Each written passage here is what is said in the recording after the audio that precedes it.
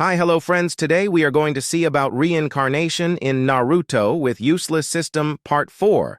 Don't forget to subscribe the channel before you see the video, so you will get new update. My Instagram link is given below. Don't forget to follow me. Let's get in the video. Hinata sure had changed. A lot. Daiki watched the older girl leave, and he had to admit it, she was rocking the confidence in her new outfit. She had all the energy of that older Hinata from the Road to Ninja, without the raging bitch to go along with it. She wasn't his match at all during their spar, but she just kept on coming no matter the punishment he gave her, and the way she seemed to not flaunt her body or even relish in the attention but accepted his ogling with a confidence he'd never seen in her, no doubt about it. Hinata was hot as fuck. He'd actually had to resist grabbing a few gropes here or there, or outright looking through her clothes with his eyes. I'm surprised, I have to admit, with how greedy you are. I thought you'd jump on the chance to take the girl and fulfill your desires, Isabu mused. The girl was clearly receptive to your leering. He had noticed that as well actually. She'd full-on stuck her breasts out more for him to look at when she noticed he was staring, and didn't shy away from him leering at her tits while he was healing her.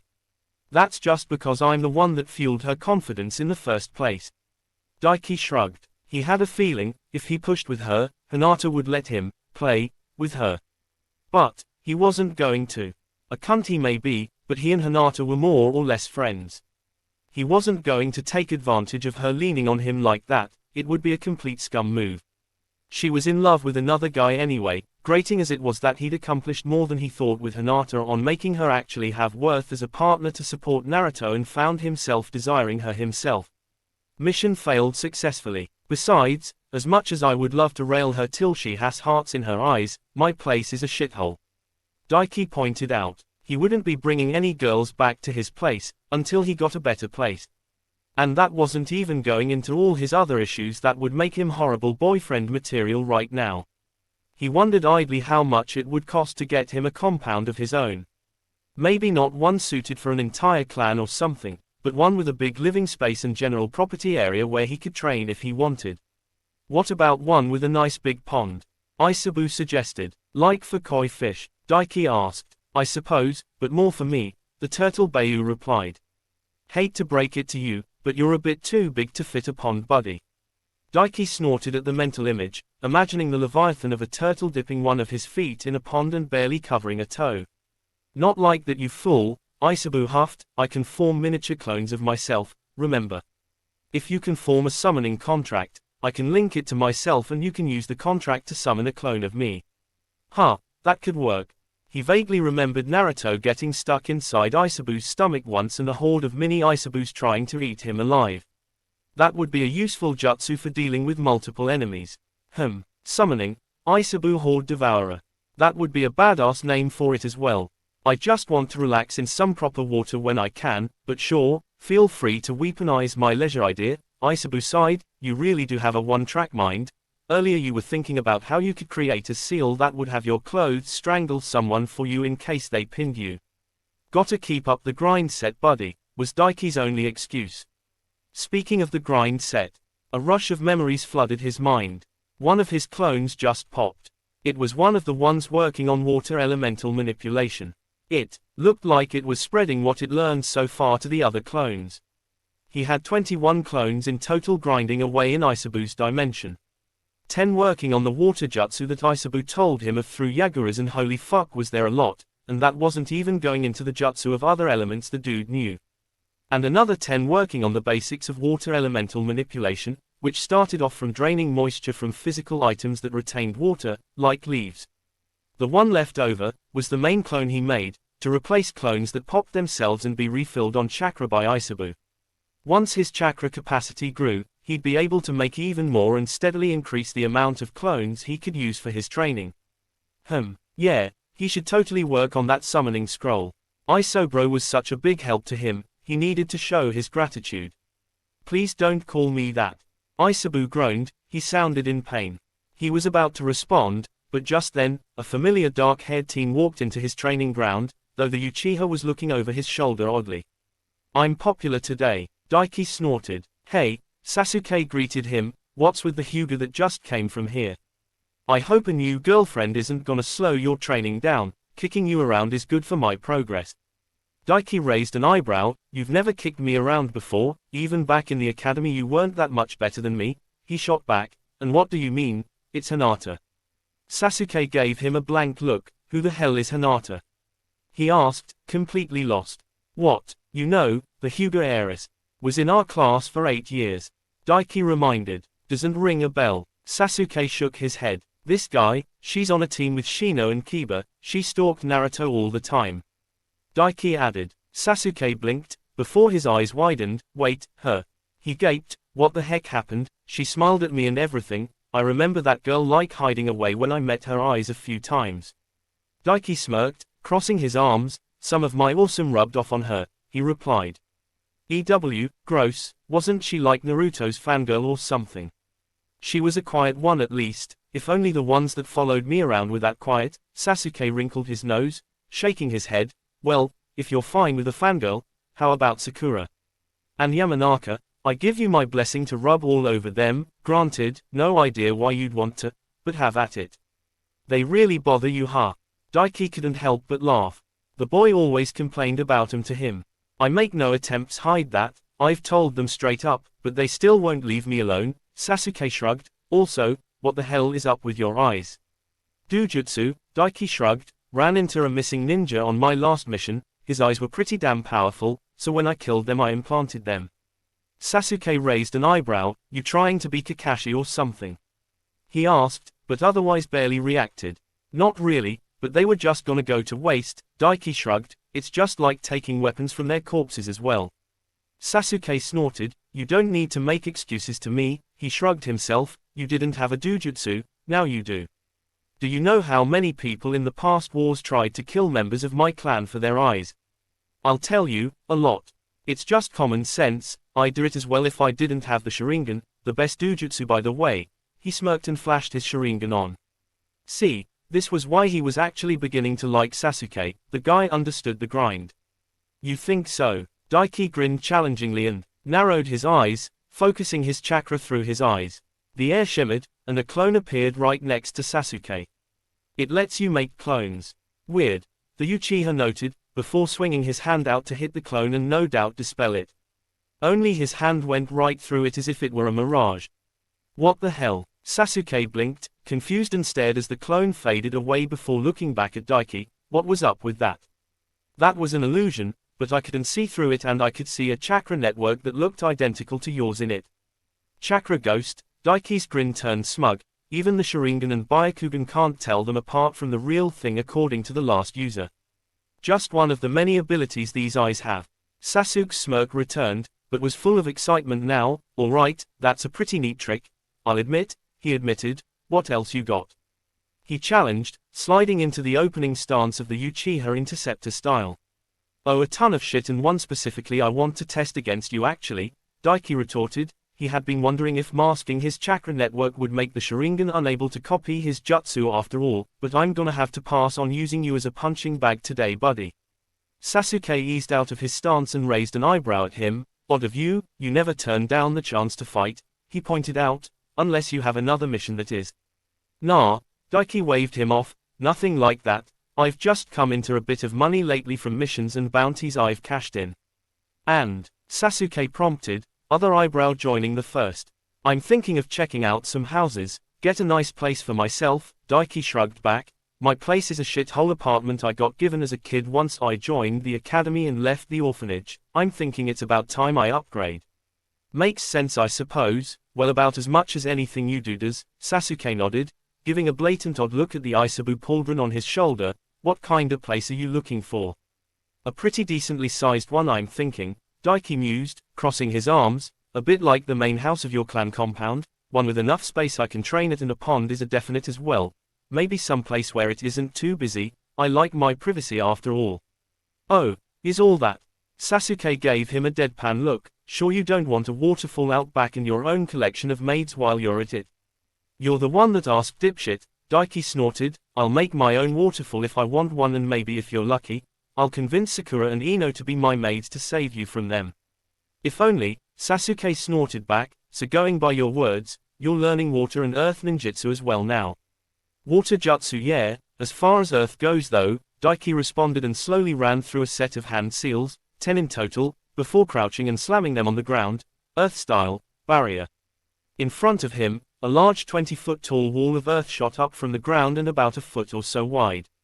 Then he punched it and watched it shattered apart, raising an eyebrow at Sasuke when the debris rained apart and showed him on the other side. I mean, it's not a bad jutsu really, Sasuke pointed out. It's not gonna stop any really strong jutsu, but not bad. You're just absurdly physically strong with stupidly big muscles. Jealous, Daiki taunted. Not especially, Sasuke shrugged, bulking up like you will only harm the way I fight. I mean it clearly works for you, but I'd have to rework my fighting style if I ever went for a build like yours. Fair enough, Daiki nodded, he got that, and the guy was definitely right. His style relied on being pretty damn limber. As far as this jutsu goes, you could probably learn it yourself pretty easily, in an hour at most. It's not a great barrier but has its uses like you said, doesn't take much chakra either. The only problem with it is despite how low tier it is, it needs 10 hand seals. Honestly, he just remembered the Shinobi Alliance all learning it in like a few minutes to try and help ward of the Juubi's Bayudama and decided to try it out himself. Took him a half hour, which went to show how easy the jutsu was, since he had no instruction on it and only knew what the final product looked like in the hand seals. That's so, maybe he'll try it out later then, Sasuke nodded, before smirking as a thought apparently occurred to him. Maybe he'll teach Naruto it and have him spam it with his stupid clones. That idiot could use a little variety and ability to provide some support. He has the chakra for it, so a good idea, Daiki nodded, though, I honestly don't get your sensei. He should teach Naruto a fire jutsu and a wind jutsu, give the kid them and with his clones, he'd be able to wipe out bandits in the hundreds in just a few seconds. Like the combination I accidentally used with that foo girl back in Waterfall, Sasuke noted, before shrugging. I don't get the guy either. Zabuza boasted about him knowing over 1,000 jutsu, be nice if he could toss some of that our way. He mostly just makes us spar against each other, against him or do these stupid team exercises that is useful for fighting in a squad, but is utterly useless for what I actually want to do. Probably the basics I guess. Jutsu won't mean shit if you can't keep up with your opponent, like that shithead back in Waterfall showed us, Daiki mused. Still, he could definitely be doing more.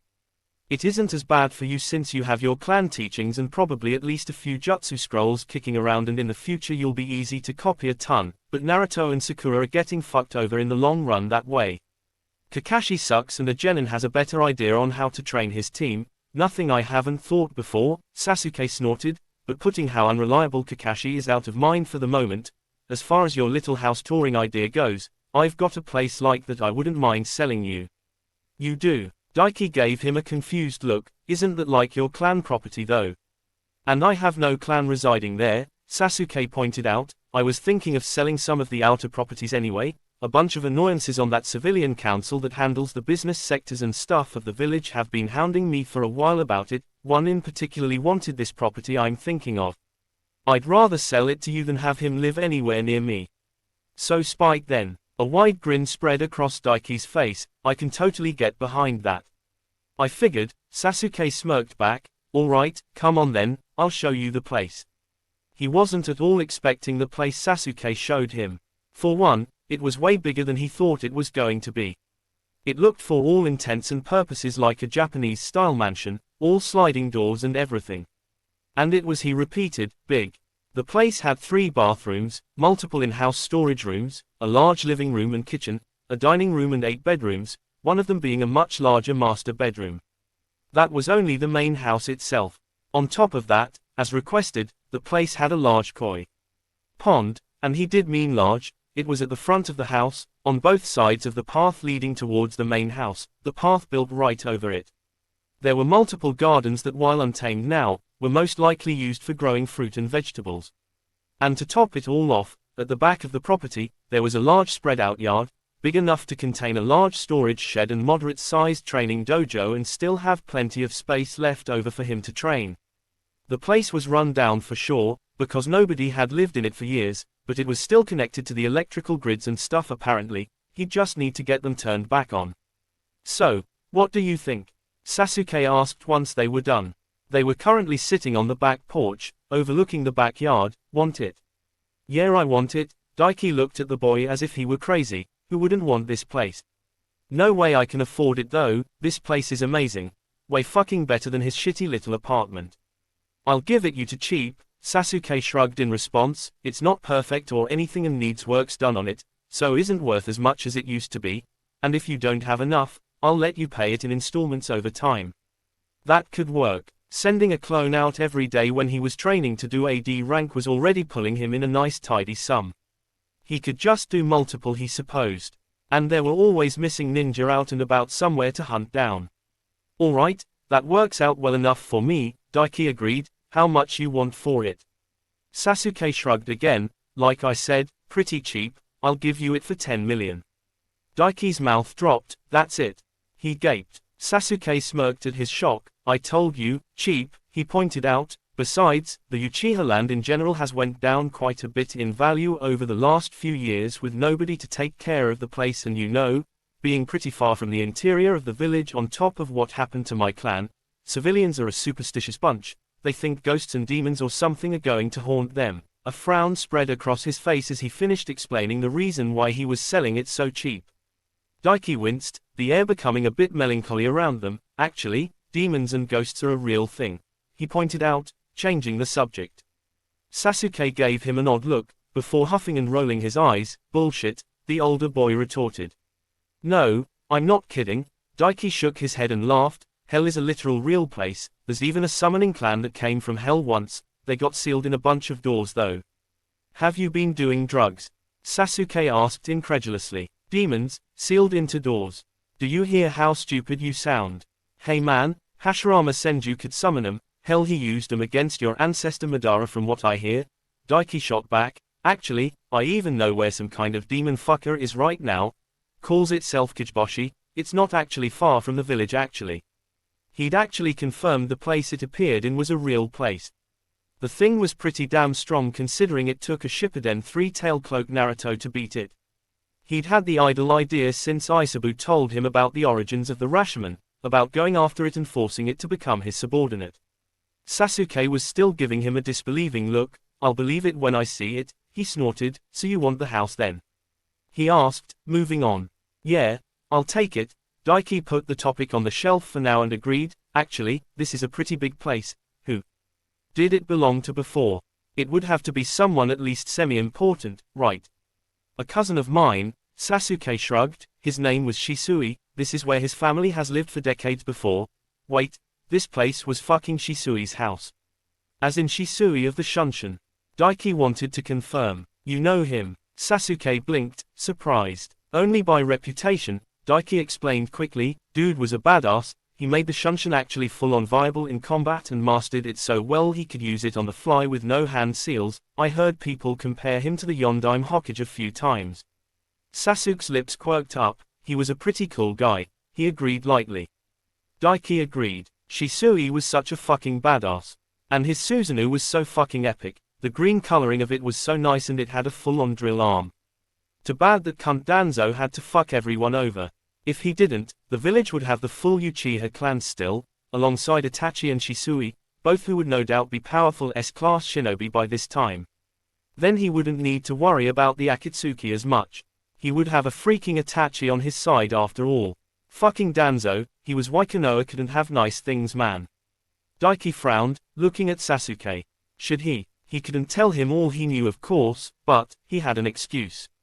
And he could give Sasuke some information in regards to what Itachi had been up to using Isabu as an excuse. And also put him on guard against Obito. The dude was being a pretty good friend to him right now. And he was suddenly feeling a little guilty about the knowledge he had that pertained to the other boy. Daiki pushed chakra into his eyes, enhancing his vision and allowing him to see chakra and through any obstacle. Then turned his idly from side to side. The only people that could hide from these eyes were people with these eyes. Not even Zetsu would be able to hide from him.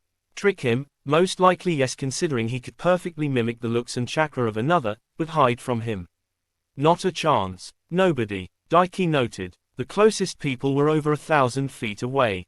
There weren't even any Anbu watching him or Sasuke. Why are your eyes glowing? Sasuke asked. Just checking to make sure nobody is spying on us. These eyes of mine can do basically everything the Byakugan can except the 360 vision, Daiki explained idly. before drawing the chakra from his eyes and focusing on Sasuke. Nobody around but us. You expected there to be? The other boy asked, raising an eyebrow. Can never be too careful, Daiki responded. What do you think? He asked internally. I'll leave it up to you. Isabu responded simply. He nodded. Actually, on the topic of your family, Daiki began, on my last mission, thanks to some things that went down, I've come across some information about your brother since he left the village. Sasuke's eyes abruptly widened in shock, before quickly narrowing. Tell me, he demanded. No nonsense.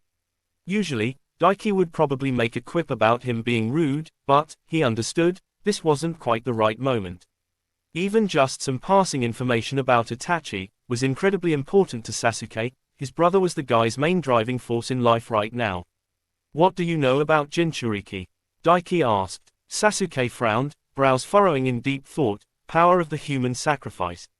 He said, is that some kind of suicide jutsu? Or some kind of power from killing people? Not quite. Daiki shook his head. Do you remember the Kyuubi? Considering how often it gets brought up, no, he huffed. Impatiently, what about it? What does the Kyuubi have to do with this? I'm getting to it, you need context to understand, dude. Daiki rolled his eyes. The Kyuubi is what's known as a Beiyu, 9 of them in total, each with a specific amount of tails from 1 to 9, the Kyuubi being the strongest of them.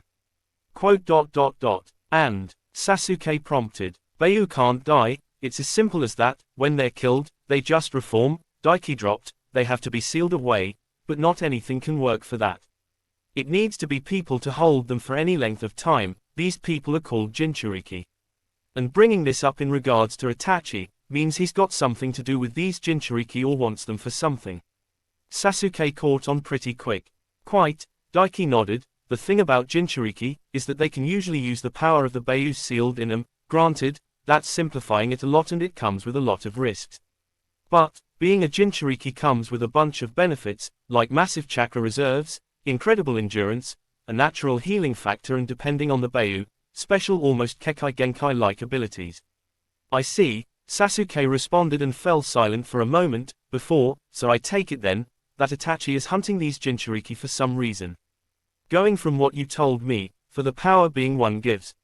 That, I'm not sure on, I just know he attacked a Jinchuriki and has joined a group that's all about that, Daiki replied. He did know what the real goal was, but he had no way of explanation as to why, so he kept mum on the subject. What I do know, is that the former Mizukage was a Jinchuriki, a near-perfect Jinchuriki capable of using almost all of the power of his Beiyu, and your brother alongside the guy that Zabuza Momoki replaced in the 7 Ninja Swordsmen of the Mist, attacked him to steal his Beiyu a few months after he went rogue.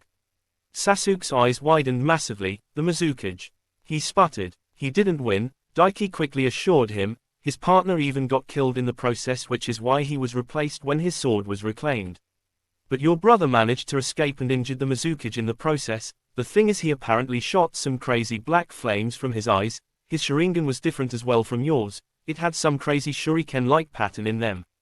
Mangekyo Sharingan. Sasuke hissed. Yeah, that's what he called it. Daiki confirmed. The fire was called Amaterasu, by the way. The injuries he caused to the Mizukage was what made him lose against the rebellion against him like a year later, and he died. Sasuke clicked his tongue, so that guy Zabuza failed to kill, died because of Itachi. Kind of, Daiki nodded. That's not the only thing though. You know how there was a rebellion for years in the mist and everyone hated the Mizukage. Sasuke shrugged. Zabuza said something about it when we was bragging to Kakashi, he replied. Yeah, see, the Mizukage was a pretty nice guy apparently, Daiki revealed, until suddenly he wasn't. The thing is, his personality changed overnight, and I found out just recently as well, that it was because he was being controlled by a man with the Sharingan who claimed to be Madara Uchiha. Absurd. Sasuke shook his head. Madara is long dead, he was killed by Hashirama Senju over 50 years ago. It's mostly likely a pretender, Daiki agreed, but he does have the Sharingan as well, so unless he stole it from someone, he's most likely an Uchiha as well, especially since he and Itachi seem to know each other. Another traitor then, Sasuke growled, before shaking his head. Alright, this is a lot to take in. Do you have any proof about it? I heard it from the horse's mouth himself, or rather, the turtle. Daiki smirked, pointing at the Isabu-shaped pauldron on his shoulder. What? Sasuke blinked. I can't really get into the full thing, Daiki replied, but you know how I'm pretty damn good with seals. Vividly, my stomach especially remembers after you used that force palm jutsu of yours on me the first time. Sasuke remarked dryly. Well, I've been getting better and better lately, Daiki nodded, and during my last mission, I came across a member of the Seven Swordsmen of the Mist, or well a former one, like Zabuza that you guys fought. Him, and a bunch of other crazy traitor ninja from the village of artisans teamed up together, because the bayou inside the Mizukage, reformed in a lake in the land of rivers. Sasuke said nothing, just digesting the words. He was letting Daiki continue obviously before saying anything. They planned to use the Sanbi to make a bunch of super weapons and then attack the leaf with it, Daiki revealed. They'd planned it out a lot. With special eyes that could hypnotize the bayou and special armor and weapons that could drain its chakra and weaken it, so they could seal it or rather themselves. I see, your eyes. Sasuke realized. Daiki smirked. Yep, he confirmed. Basically, even with all their preparations, they were weak and exhausted, so I jumped in myself, sealed the bayou inside myself, broke it from the hypnosis and teamed up with it to kill them all. Sasuke went totally quiet and just stared at Daiki. For a full-on minute, he said nothing, and just seemed to digest everything he was told. So you're one of these Jinchuriki then and you can talk with this Sanbi that you sealed in yourself? He asked. Daiki simply nodded. So the Sanbi itself told you about Itachi then, and if it was inside the Mizukage, it would know all about the guy controlling him as well? Sasuke grimaced, before his eyes widened in what looked like panic. Meaning, Itachi is out there right now hunting these other Jinchuriki, could have captured one or more already and gotten the power of these bayou to himself. He's not, Daiki was quick to assure him. If the other Jinchuriki disappeared, it would be big news like the Mizukage. Sasuke froze. How do you know? He asked, pressing. Because Jinchuriki are spread around the main villages, generally used to deter wars, Daiki explained. Sand has the 1 tail, Mist had the 3 tails and the 6 tails, Stone has the 4 and 5 tails, Cloud has the 2 and 8 tails, Waterfall has the 7 tails and Konoha has the 9 tails, and now the 3 tails with me. Oh. Sasuke swallowed. This is really big then isn't it? Pretty much, Daiki nodded. If a Jinchuriki goes missing, their village will start pointing fingers and it might just lead to the 4th Great Shinobi World War. Sasuke clenched his fists. That bastard, it wasn't enough to murder our clan, but now this. He shook with rage. Daiki didn't comment and just let the boy sort himself out. A deep shuddering breath left the Uchiha and he stood up. I need some time to think, Sasuke said, giving him a tight nod. I'll get the money from you for this place later, but for now, I need to go. It's a lot to take in, yeah. Daiki agreed, bidding him goodbye with a small wave. Once Sasuke left the place behind, Daiki looked around himself and nodded. Guess I can start moving in and getting this place fixed up, he mused. Thank fuck for shadow clones. How's this? Daiki asked, standing back to admire his handiwork. It's decent I suppose, but not really to my liking. Isabu replied half-heartedly. What's wrong with it? Daiki gestured to the pond he was standing before. He'd cleaned it all up, got rid of any nasty crap laying around in it and even replaced all the stones and stuff in it with nice shiny new ones. Literally, he fucking sanded them down to make them smooth and glossy because he couldn't find anywhere place that sold crap like that. He really needed to learn more earth jutsu. As it was, he was forced to use the coral palm jutsu to create some coral structures and the like to spread throughout the pond. Not to mention the literal structure he'd created for a mini waterfall. Now that was a pain in the ass. He'd had to send clones to the library and have them search for hours to find out how to do that. He'd put a lot of work into this damn pond. There's not enough vegetation in it. I like some moss in my water at the bottom, and while the coral structures are nice, I'd prefer ones with openings at the bottom I can get beneath and relax out of sight. Isabu rattled off. Also, I'd like some rocks that are easy to get atop that stick up out of the water like small platforms so I can come up and enjoy the sun as well sometimes. You've thought about this a lot. Daiki deadpanned. You're not one to talk, Isabu snorted back. Your training would be going so much better right now, if not for the fact that the extra clones you've been able to make since we got fully started, have all been used to study house repair guides and manuals and creating the perfect bachelor pad, as you like to call it. Daiki winced. He had no comeback for that. He was up to having 30 clones out at all times a day now.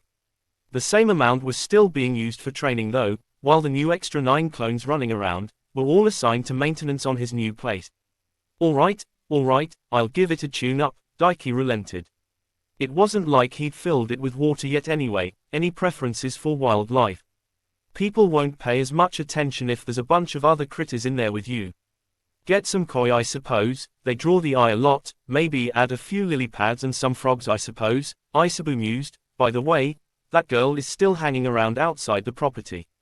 I know, Daiki nodded, it just wasn't an issue, she wasn't exactly causing any harm. Nearly 2 weeks had passed since he returned from his mission to the village of artisans, built within the land of land of rivers. He hadn't saw Sasuke much of all since he dropped the big news bomb on him.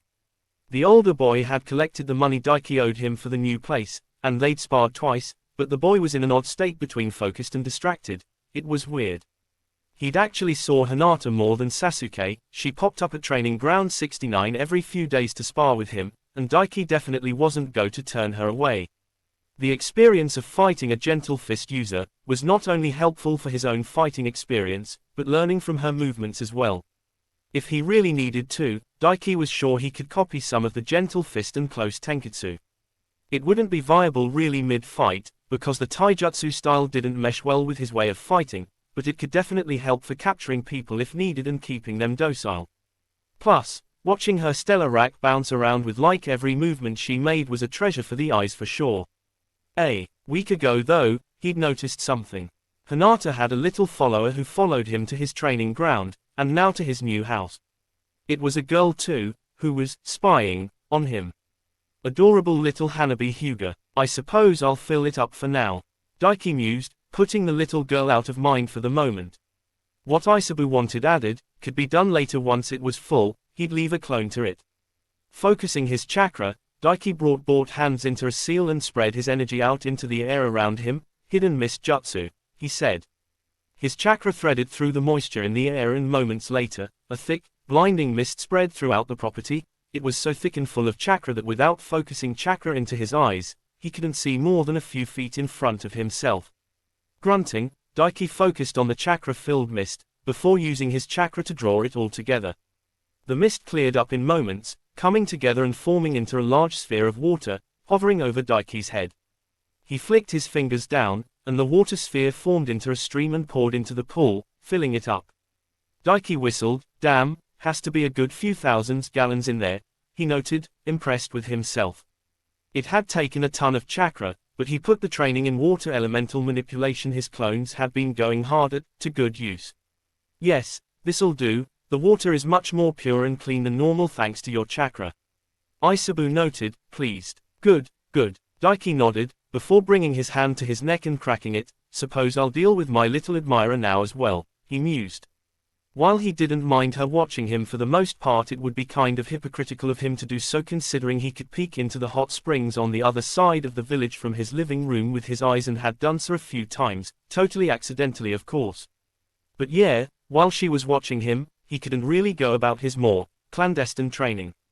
Quickly, Daiki made a clone and switched places with it a split moment later, too fast for a little girl like herself to keep up with for sure.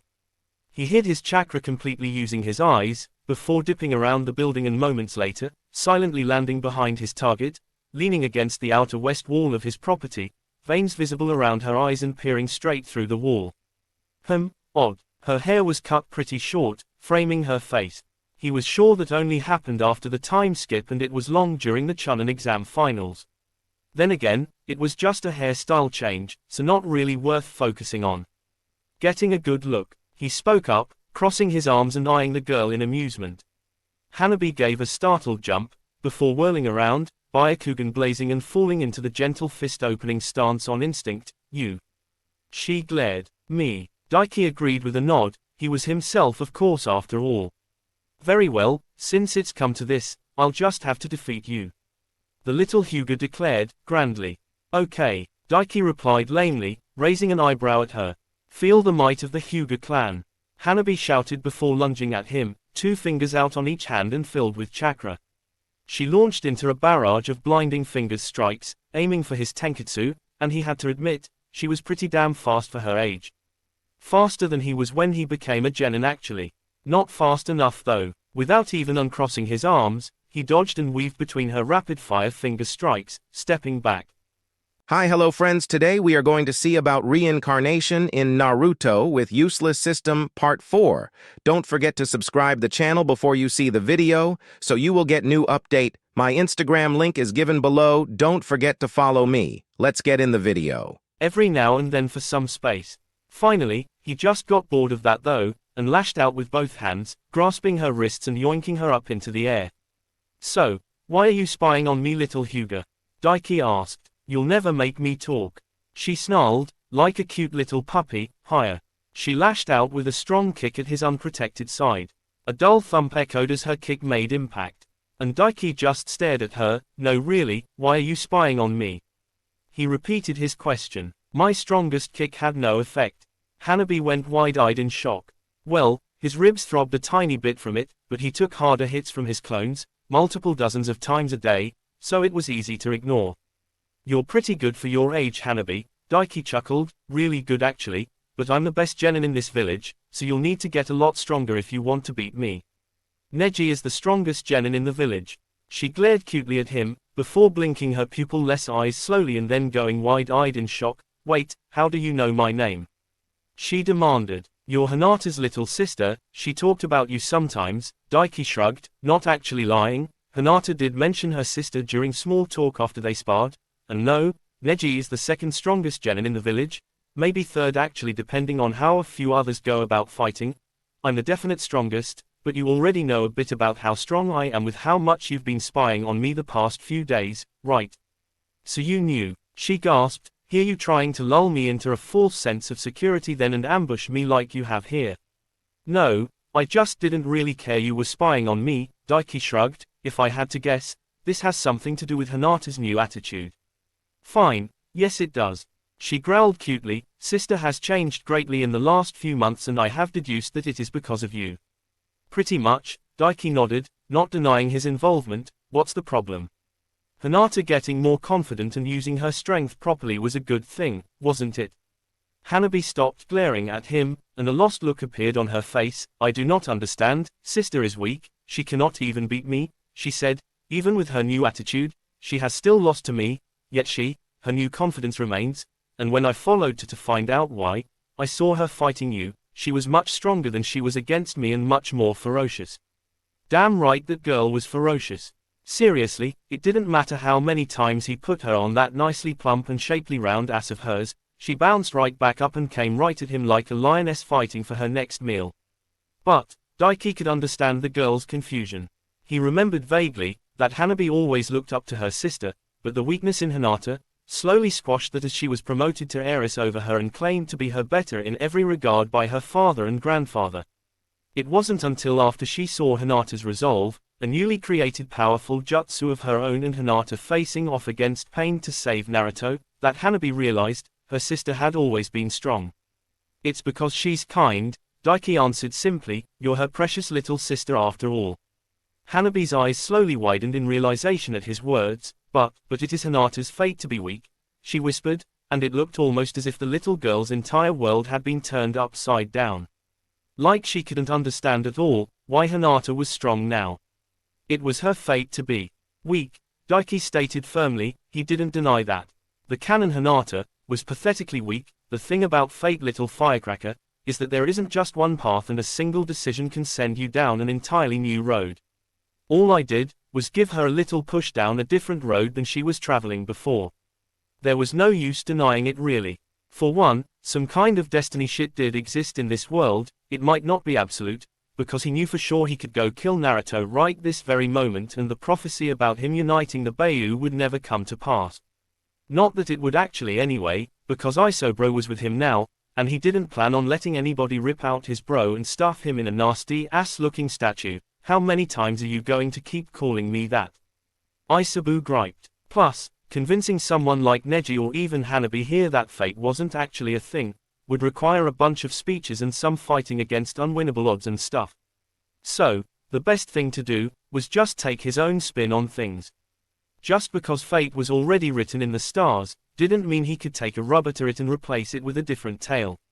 Multiple paths. Hanabi mumbled, so, it's not just my fate to lead the Hyuga clan. Daiki lowered the girl to the ground gently and shrugged. If you want it to be, you can run right down that road, he told her, but if you want to go a different path, you can do that too. You can do anything you want if you're strong enough. So fate can be changed if you have enough strength, I see. Hanabi nodded slowly, understanding dawning on her. Right, now for the big finish. If you're not strong enough, all you have to do is throw yourself fully into the grind until you are strong enough, Daiki confirmed. When you are, you can accomplish anything you put your mind to. He added, and thrust his right palm up, channeling chakra through his hand. The air rumbled and distorted as he unleashed a powerful shock wave with the force palm jutsu, followed by a second, third and then more in rapid succession.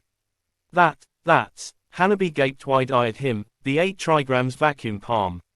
You can use one of our clan's most advanced techniques and in rapid succession. Daiki paused and blinked. It is quite like that, isn't it? He mused, before shaking his head. It's not your clan's technique though. I created this technique of mine not long after I became a genin. In fact, it was the first technique I created. Pretty cool, He bragged proudly. I see, I understand now why you claim to be the strongest genin. Not even Neji can use this technique yet, Hanabi said slowly, gazing at him almost in awe. Hinata-ne-sama followed your teachings, and has become much stronger for it, so strong that even throwing fights against me in front of the entire clan, has no effect on her confidence. Well, kind of, more or less, Daiki shrugged. Your sister has always been strong and beautiful, she just needed someone to teach her how to use what she had better. Hanabi furrowed her brows at his words. Then, can you teach me how to use what I have better? She asked. Daiki froze. He wasn't exactly against it. It would cut into some of his time, but teaching in of itself might be a good new way to progress himself in the grind. Also, Naruto had his own mini-me disciple squad. Konohamaru legit took on and beat one of Pain's paths. Full-on clan head Jonin weren't even capable of that. Maybe, the Tangenin replied. The question is, what exactly do you want to accomplish? Like, what do you want me to help you with? That was kind of important, right? I don't know, Hanabi shrugged. I like to train and I like getting stronger. Is that not enough? No dream, No, that's perfectly fine motivation. Daiki totally approved. That his literal reason for the grind as well. He liked getting stronger. Granted, there was the tidbit about stopping the apocalypse and all, but he didn't exactly have a dream or overall super goal like Naruto or shit. If you want me to train you, that's fine, I'm all for it. Hanabi blinked, before smiling ever so cutely, and bowing politely to him. Then I'll be in your care, Daiki-sensei. Daiki-sensei, that just sounds wrong somehow. Daiki shuddered. Call me Aniki instead, he said, before reaching over to pet her gently on the head. Okay, Aniki. Hanabi nodded vigorously. She was so cute. Hanabi yelped as his hand moved to her shoulder and he bodily picked her up and hung her over his own shoulder. What are you doing, Aniki? She asked. Let's go get some food and we can talk about what way you want me to train you, he replied with a grin. What's your favorite food? Okay.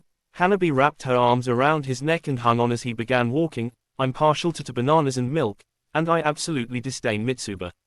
Milk and bananas, as expected of a Hyuga, even while eating she was cultivating her bloodline. Right, first things first, Daiki declared an hour later after filling his belly and getting a good rundown of his new student's thoughts on her abilities. Before we get down to the training, I need to show off a bit to you. What do you mean, Aniki? Hanabi, once again hanging over his shoulder, asked, confused. Isn't showing off a silly thing to do for a shinobi? Father always said that the ones that need to showboat about their strength, do it for validation to feel good about themselves because they have no true belief in their own abilities. That did sound like Hiyashi Hyuga, that was for sure. In a way, he's not wrong. Daiki nodded in agreement, but this isn't about me showing off to make myself seem cool and stuff, it's about showing you a bit of how strong I am. He explained. Walking along the paths between the training grounds, he was not headed towards training ground 69 for now though. He had something else to take care of, another destination that would allow him to kill multiple Iwa shinobi with one jutsu, as the saying went. Damn rock humpers. What do you mean? Hanabi repeated her question. I don't understand the point of you showing off your strength for me. It's about trust, he stated simply, so you can see proof and have faith in me. Like, if anything or anyone super strong popped up, you wouldn't need to be afraid cause, you know I'd kick their asses and make them my little bitch. You're very crass, Aniki. Hanabi noted, but nodded in understanding. But yes, I understand now, thank for you explaining. Not a problem, if you've got something you don't understand, just ask me, I'll do my best to help you out. He flashed her a thumbs up. Just make sure you don't let go of me, the place we're going is a little bit dangerous. I will not, Hanabi promised. Their destination was Training Ground 44, or, using its other name, the Forest of Death. He needed to test out the summoning contract he'd been working on for Isabu. Training Ground 44 was the best place to do so. It was filled with massive, powerful beasts after all. The Forest of Death in total was around 10 kilometers long. That totaled out to just over 6 miles. With the Shinkugan, at a high enough vantage point, Daiki could easily oversee the entirety of the forest. So as he approached the massive gates barring off the training ground, he picked the perfect spot. He launched himself up through the air with a powerful leap. Hanabi secured on his back with her grip around his shoulders and landed atop a branch sticking out of a gargantuan tree over 1,000 feet tall. The second he landed, an ominously loud chittering resounded through the air and a massive centipede over 100 feet long and thicker than he was tall launched up towards them, pincid mouth aimed directly at him to bite him in half. Anarchy! Hanabi's arms tightened around his neck and she froze at the sight of the massive beast. Don't worry, he assured her calmly, and thrust out one hand, channeling a hefty dose of chakra through the seal on his palm, Force Palm Jutsu. The air rippled and distorted as a massive shockwave erupted from his palm and slammed straight into the massive insect's face just as it was a few feet away. Its huge, ugly face erupted in a shower of gore, slimy green blood and innards raining through the air while its corpse topped backwards to slam into the ground below. Daiki easily avoided the nasty green goo, hopping up onto a higher tree branch. See? He grinned at Hanabi. The creatures in this forest are pretty big, but any decently strong genin can handle them one-on-one, he assured. Hanabi blinked. I see. True, it was not faster than me, I could have dodged it if needed, she agreed, though, I lack the striking power that would have been needed to break through such an insect's tough shell. Your jutsu ignored its outer shell entirely for the most part and struck it from the inside. Shockwaves are pretty nifty for that, good catch, Daiki praised the girl, gotta inspire confidence in his student after all. If blunt force and slashing attacks aren't working, shockwave types like your Hyuga vacuum palm and my force palm are great backups. Understood, Hanabi nodded. So then, do you recommend I work on the 8 trigrams vacuum palm over the 8 trigrams 64 palms? You know, your techniques are a mouthful, Daiki noted with a snort, hopping off the tree branch to another and making his way through the forest, idly scanning the place with his eyes, looking for a nice target. It's up to your preference in the end. You can already block Tenketsu. The 64 palms is pretty good, but it's just a faster, more advanced version of what you can already do. The vacuum palm gives you a long-range option with some good variety usage and can do damage to tougher opponents that your 64 palms can't. Hanabi hummed, your points are valid. The problem is, the vacuum palm, while easier, costs a lot more chakra to use, so is usually put off longer until we Hyuga develop larger chakra capacities. Gotcha, Daiki nodded in understand. That's something I can help you with definitely. I'm a bit of an expert on increasing chakra capacities actually, but enough about that. Do you have a favorite type of animal? Not especially, though I suppose I'm fond of cats to a degree, she replied. Cats, alright, that'll work, Daiki grinned, he'd already caught sight of a few. Next question then, lion or tiger? I'm more partial to a tiger, Hanabi answered. Why are you asking me this? 'Cause I'm gonna test something out, he replied. If it works out, I'll get you a summon of your own. It wouldn't exactly be a famous summon clan or anything, but it would be useful, especially due to what he found in the contract matrix for the Chameleon clan. Are summons not rather rare? Hanabi asked, confused, perhaps a little befuddled. Yeah, but they're pretty amazing, totally worth getting. I have a contract with the Chameleons, they're awesome, Daiki happily told her. Besides, this will be your own personal summon. After all, if it worked, he couldn't just dump it or something, so he'd give it to his new student. That is a very big tiger, Hanabi noted. It didn't take them very long to find their prey. With his eyes, just sweeping glances over the area would let him see through practically every part of the forest. The sensory input was a bit hard to handle and caused a headache, but Isabu's chakra easily handled any inflammation that appeared in the brain from overworking it like this. As amazing as the Shinkugan was, it wasn't something that could be used so leisurely. it had its own drawbacks. Well, unless you had a Bayou. Then you could just laugh in the face of such a thing and dab all over it. God, he loved being a Jinchuriki. Have I mentioned how odd of a human you are? Isabu added. Yes, he had, multiple times. Putting that out of thought for now, Daiki looked down at their target. It was a massive tiger. He estimated it to stand around 70 feet high on all fours, and had a proud burnt orange set of fur that stood out against the backdrop of the forest. The huge beast was currently laying under a pile of rocks fashioned together in crude cave shelter. Its own making perhaps, Daiki mused. Animals in general in this world were much smarter than the ones from his other life due to possessing chakra. The summoning contract on top of that not only bound the signers together through blood and chakra itself, it also stimulated the chakra itself of the summoned beasts, which allowed for them to gain much higher mental faculties that rivaled or even surpassed humans due to the mental aspect of the chakra. That was the reason why the contract itself was so much harder to create than just a simple summoning seal, and why he was out here in the first place to test out the blank contract he'd made. Alright, now that we've found it, I'll let you get a see for how useful summons are. Okay. Daiki grinned at Hanabi. By all means, Hanabi nodded. I am quite curious to see your summons now. Well, make sure you don't pee yourself in fright, Daiki teased, before biting his thumb and then quickly running through hand seals, summoning jutsu. He slammed his hand down. There was a massive puff of smoke, and then from it, the titanic form of Shiromori appeared. The huge tiger leapt to its feet at the boss summon's appearance and snarled at him. It didn't have much effect though, considering it didn't even reach the end of the chameleon's leg in height. Daiki had to give it to the tiger though, it didn't back down even with the massive size difference. Hell, Shiromori was comparable in size to Isabu. With a roar that would probably make a civilian curl up and die on the spot from a heart attack of pure fear, the huge tiger leapt at Shiromori, fangs and claws bared. Just before it made contact though, a humongous serpent-headed tail whipped out blindingly fast and wrapped around the tiger's neck, stopping it in its tracks and lifting it into the air. It thrashed and clawed at the air wildly, but the sheer difference in size and strength couldn't be overcome so easily. Daiki, Shiromori nodded down at him respectfully. I do not sense any powerful enemies in the area. Why have you summoned me? Nothing like that, buddy. Daiki grinned and waved at the girl on his shoulder. This is Hanabi, my new apprentice. I just wanted to show her how amazing summons can be. I see. Very well. Shiromori nodded simply. What of this tiger?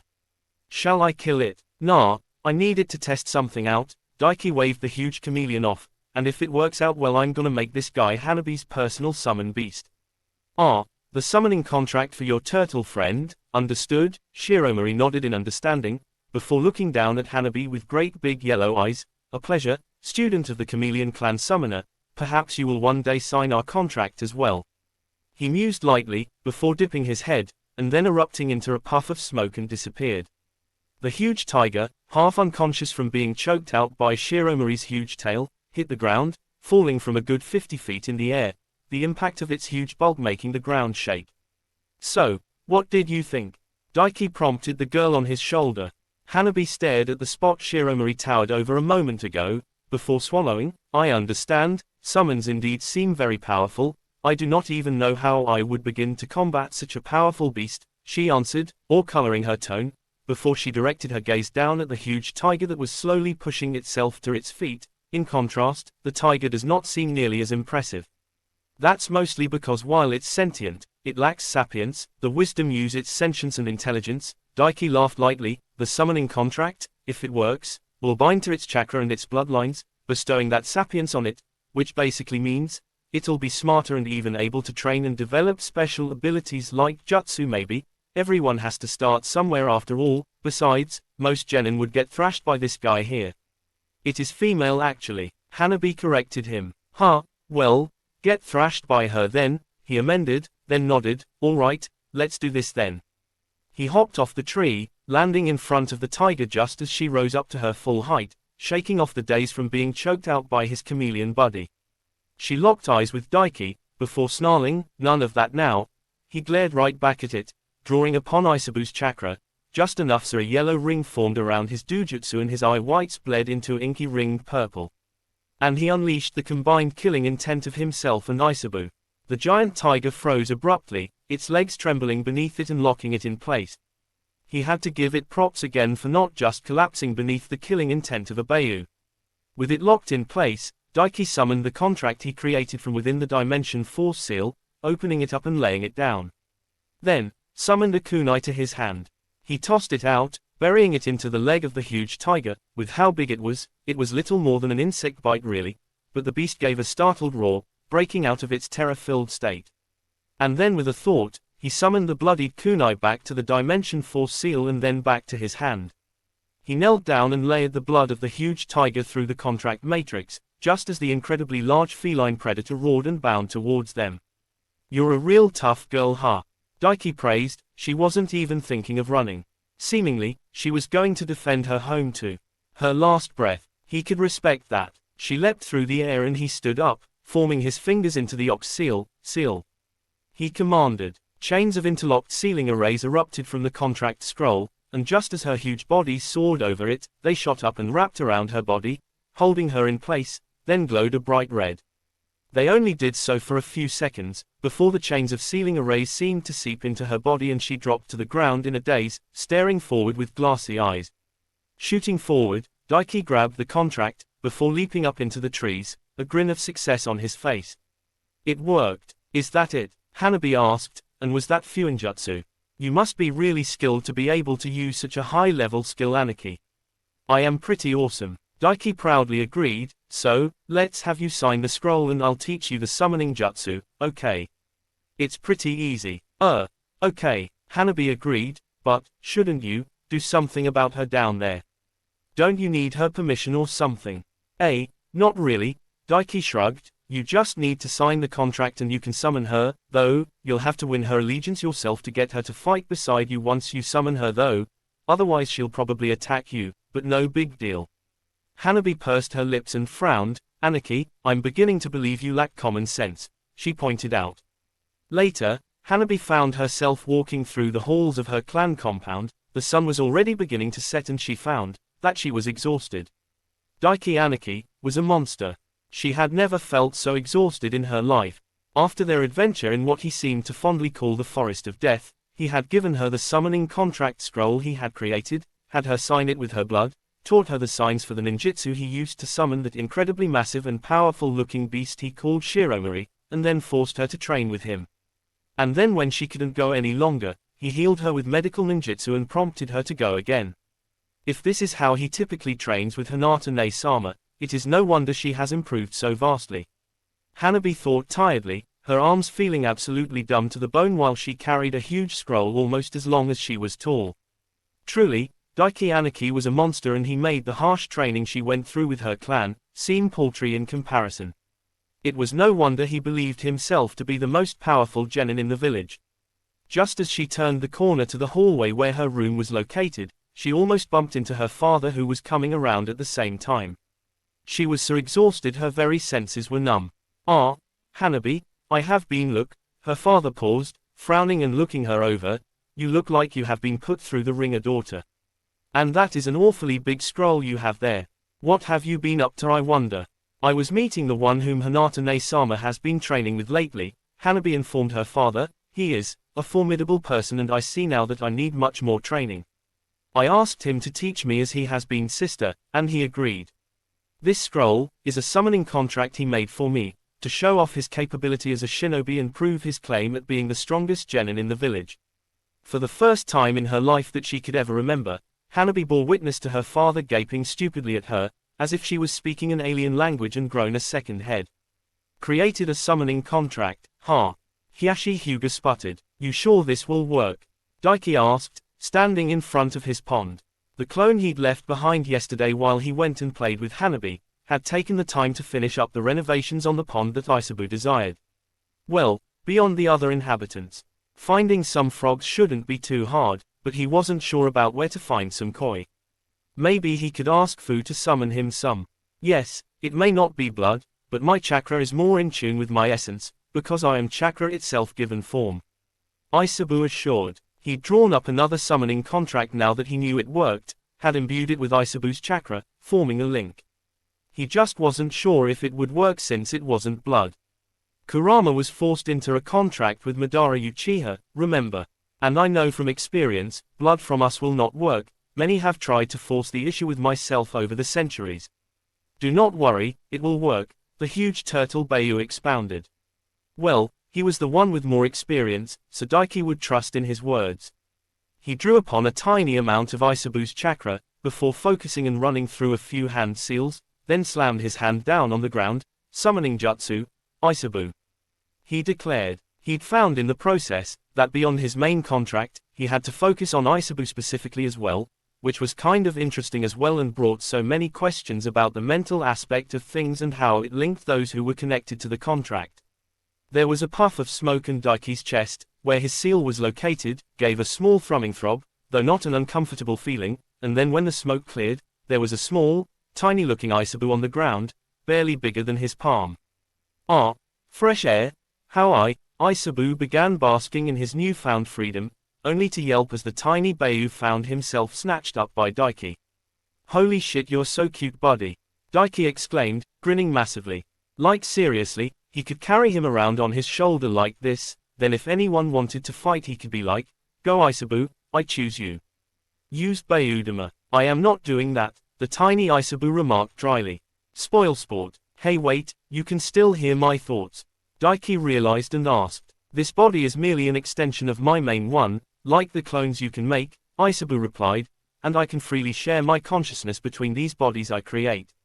Huh, wait, that was just like one of the abilities of the Rinnegan, at least as far as Nagato went. He couldn't remember if Obito could do it with his paths, but he assumed so considering how coordinated they were. Then again, who knew with that, they were reanimated Edo Tenseis after all. Then again, Kaguya had the Rinnegan herself, or was it the Rinnesharingan she had? Either way, she had it, so it may have been an ability inherited from her. Quite possibly, Isabu nodded his tiny head in agreement. Now, put me down. Fine, fine, Daiki pouted, doing as told and lowering the tiny Bayu to the ground. Who promptly wasted no time in hopping into the pond and disappearing beneath the water. Well, hopefully he enjoyed it. I should try and look into some barrier seals. Daiki mused. He had managed to learn something vaguely like a barrier seal, but it was more like a perimeter-type thing that absorbed raw chakra from jutsu within its specific range. Something he picked up from studying the infinite armor he had on his shoulder. Which reminded him, I should probably convert the chakra I have in this into life force, he mused, looking at it on his shoulder.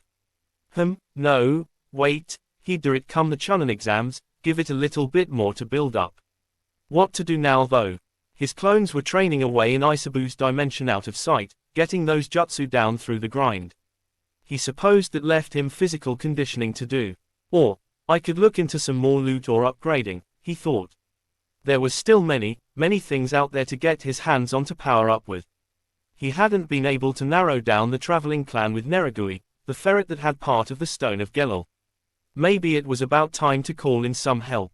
And he had the perfect spy network to do the looking for him actually. He eyed the pond for a moment, before moving on, making his way around his large shiny new house, and God did he love his epic new pad, and stopped in his wide backyard. Then he ran through some hand seals again, summoning jutsu. He focused quite a decent chunk of his chakra and slammed his hand down on the ground. There was a massive puff of smoke, and from it emerged an incredibly large pink chameleon that towered above him. Oh, Daiki, Toka peered down at him, finally decided to stop relying on those eyes of yours as a crutch and work on your sensing abilities properly. His eye almost twitched. The annoying thing about her insults like this, with the fact that she wasn't even trying to insult him, she was just blunt as shit and very matter of fact. Maybe later, Daiki rolled his eyes and replied, I've got a job for you and your clan if you're up for it. A few actually, but two specifically. Oh, Toka hummed with interest and crouched down so she was eye level with him. How odd, despite having the contract for months now, you have yet to summon Aeneas for any important task or to aid you in a proper fight, even when we would have been great aid, such as during your mission to Waterfall. Daiki winced. Sorry, I'll call you guys out more often, he promised. Like now, I have a totally important set of job for you guys. I am listening. Toka nodded once. How good are you guys at gathering intel? He asked. We are the best, of course, Toka proudly replied. Do you need us to gather information on someone then? Pretty much, Daiki nodded. I need you guys to track down a clan for me. They're pretty much a civilian clan and they're constantly on the move. I don't have a name for them, but I know they have an elder called Kahiko and they're traveling with a specific ferret, yellow fur, red eyes. Toka hummed, a challenge at the very least, but we'll find them for you. Good, she was confident in their ability at least. And the other one? She asked. You said there was a pair. Well, that one is easier, but you'll have to head to the land of snow for it, Daiki replied, and I don't know how good you guys are with the cold and all, being reptiles. Toka shrugged her scaly shoulders. A cold land is not ideal, but there are of course members of our clan who have trained with fire chakra to ward off the cold effects, such as myself, she replied. Perfect then, Daiki grinned, I want you guys to steal something for me. It's a piece of chest armor owned by a guy called Doto. He's the current leader of the land of snow. It's pitch black in color with a bit of blue on it and can absorb chakra. The guy is a shinobi alongside his subordinates, but not very good ones. They rely on this armor of theirs instead of their actual skills. Outside of their armor any jonin could mop 'em up. HMPH, is that all? Toka snorted, such a pitiful target, not a challenge at all unlike the first. I'll think of other challenging jobs for you later then, okay? Daiki snorted, such a proud lizard. No wonder it was the chameleons that were approached by the snakes to try and make a dragon clan. They had the pride for it for sure. Or Toka did at the very least. After Toka bid him goodbye to get started on the job he'd given her and her clan, Daiki decided it was time for the daily grind. His destination, of course, was the ever-epic training ground 69. His home, away from home. Maybe I should put a sign down claiming ownership of the place.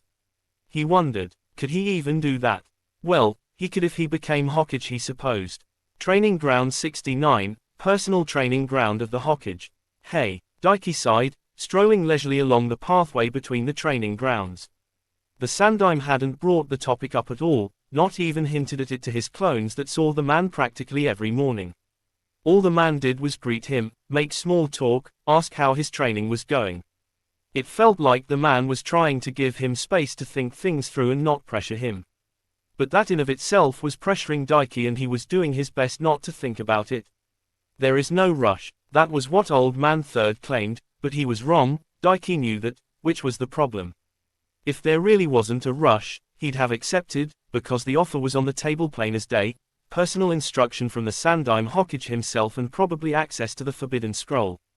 He could learn all he wanted and then pass the pie to Naruto a few years down the road, or even Kakashi or something and let them become Hokage instead of him, step down for them.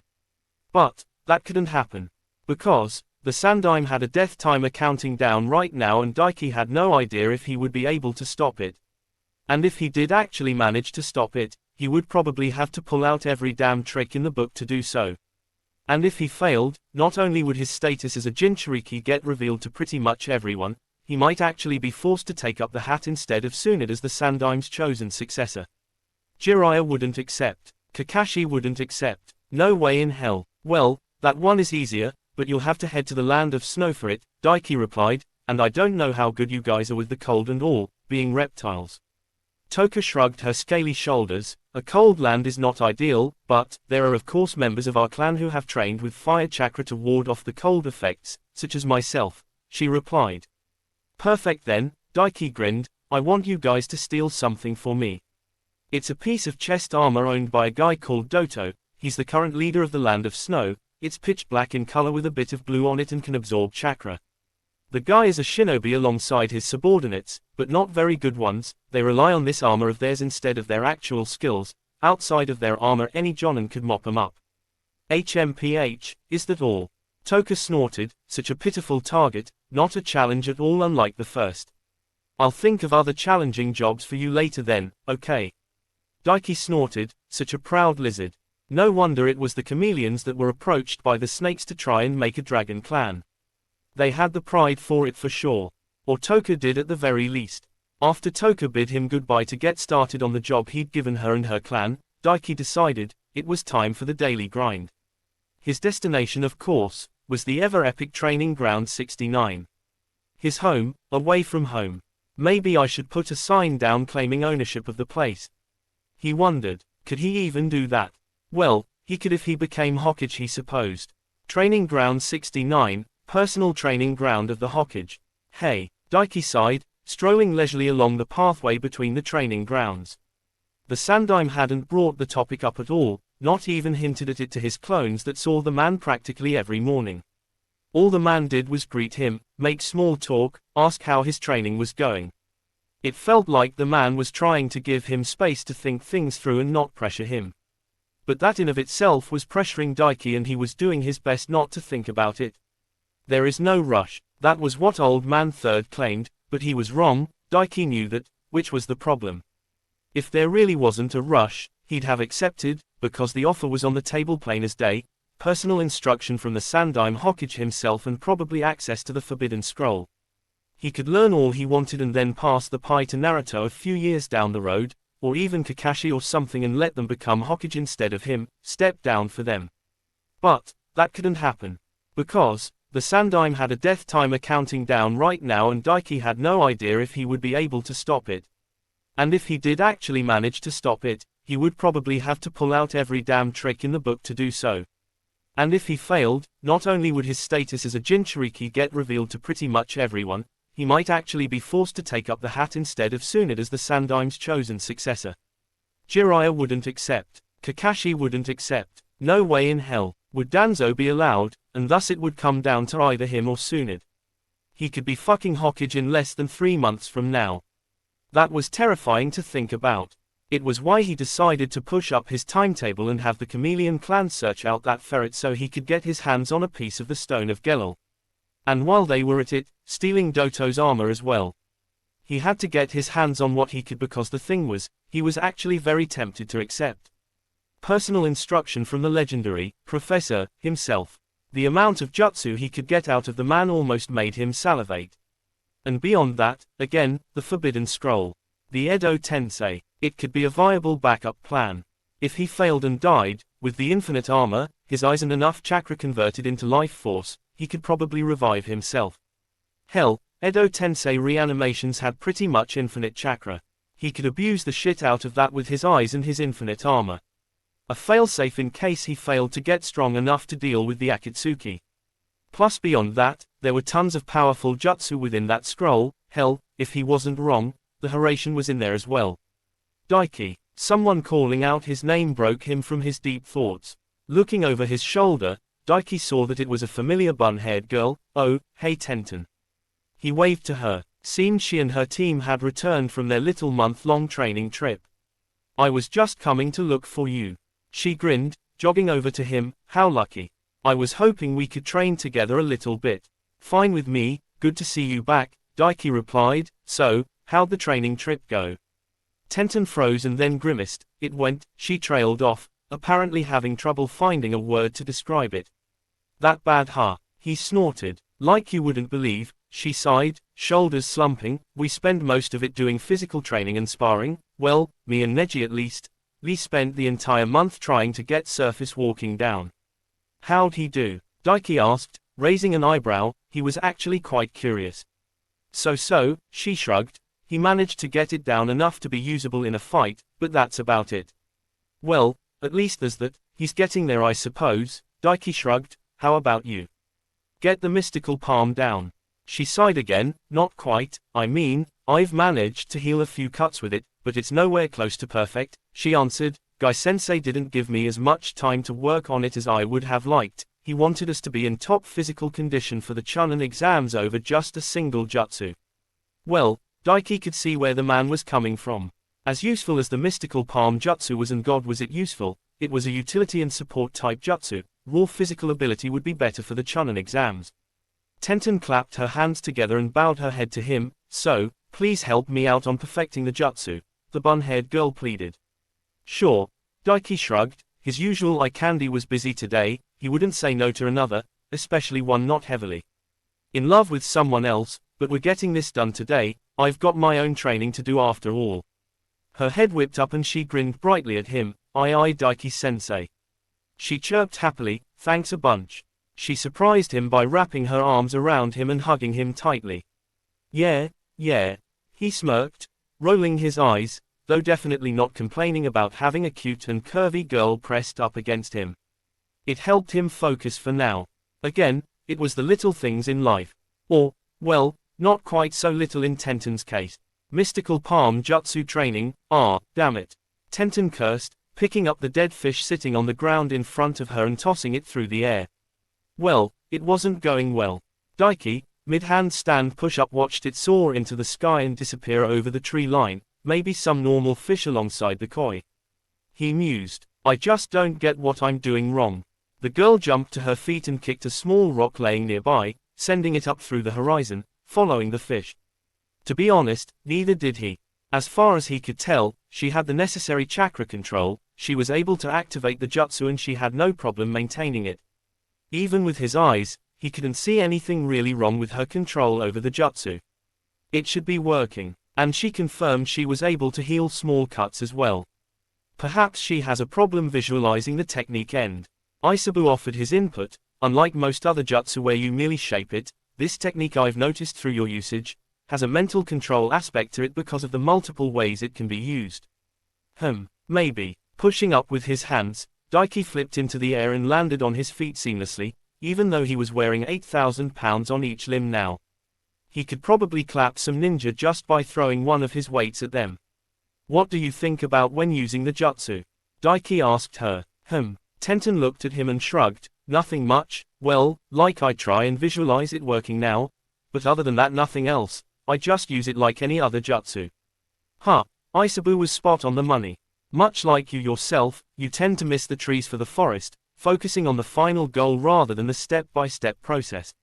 Isabu added, hey, he didn't do that much. He had to weigh the pros and cons of doing shit anyway, one wrong step and he could get fucked over right proper. Besides, much of the things he'd like to change, needed a vast amount of strength to do anything about. Strength he didn't have without Isabu himself backing him up, which wasn't an option right now when he wanted to hide his status until he was strong enough for it not to matter that the Akatsuki would come after him. Yeah, that's your problem, Daiki pointed out to the girl. The mystical palm has a bunch of uses despite only being a single jutsu, like it can heal, it can be used to examine the body itself, it can be used to numb pain. The healing part is actually one of the simpler parts of it. Wait, really? Tenten blinked. That's it. That's all I'm missing. She gawked at him. Pretty much, I think. Daiki confirmed. No way. She shook her head, then scowled. That can't be it.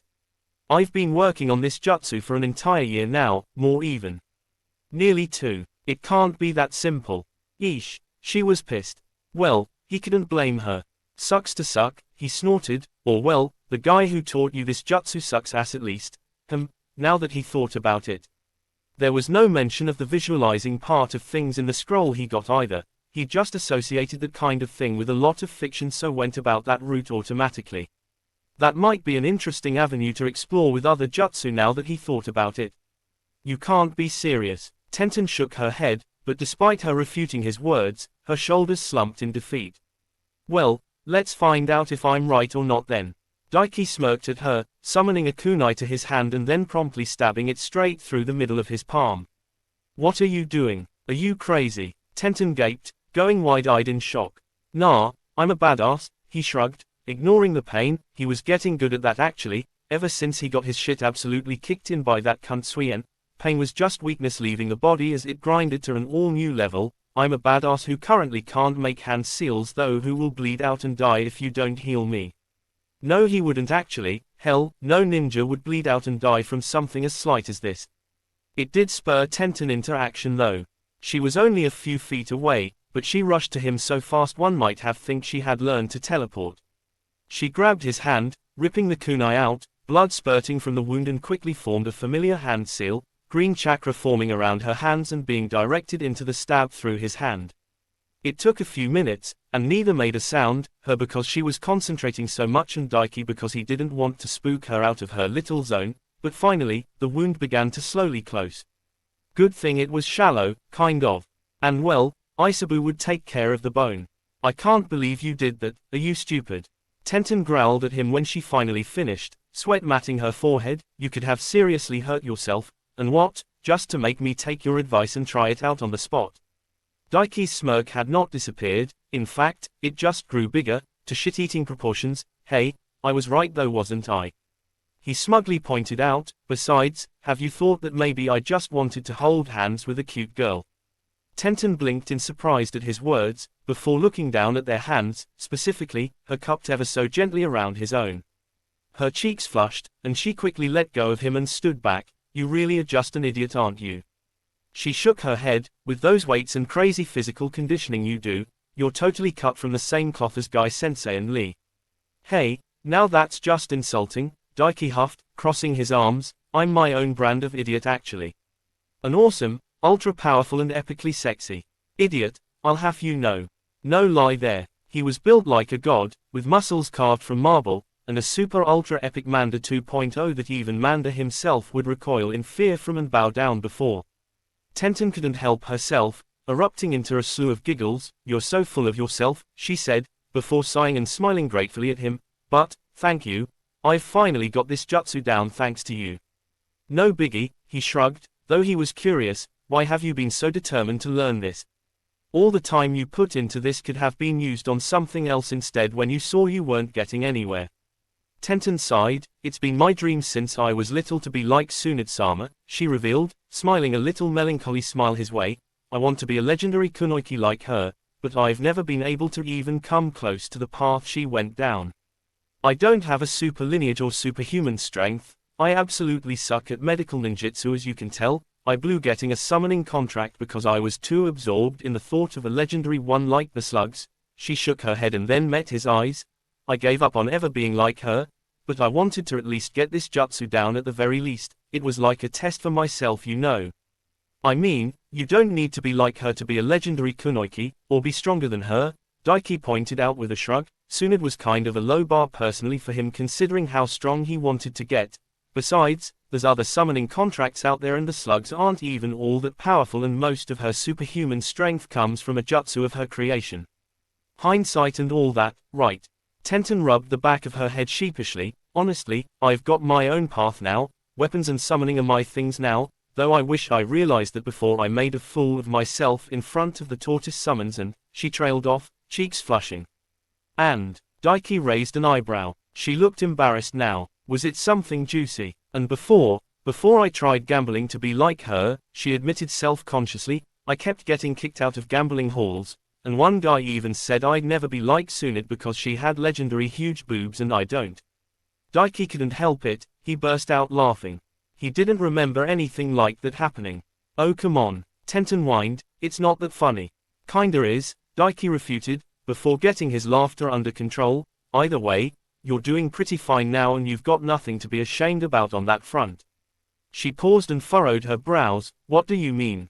She asked, confused. Daiki grinned and shrugged, before gesturing to her with a wave of his hands. You've got a pretty big set of tits on you, nice ones too, he pointed out and unashamedly looked down at said pretty big tits. You're pretty damn hot in general, probably one of if not the hottest girl in our age group in the village. She was definitely up there for sure. For a moment, Tenten just gaped at his up-front compliment, cheeks blazing red, before she sighed and palmed her forehead. Don't just say that to a girl, don't you have any delicacy, you idiot? She groaned. What's that, can you eat it? His grin got bigger. She snorted, not cute Daiki, not cute at all, Tenten retorted, before sighing and smiling at him. Still, thanks for the compliment I guess.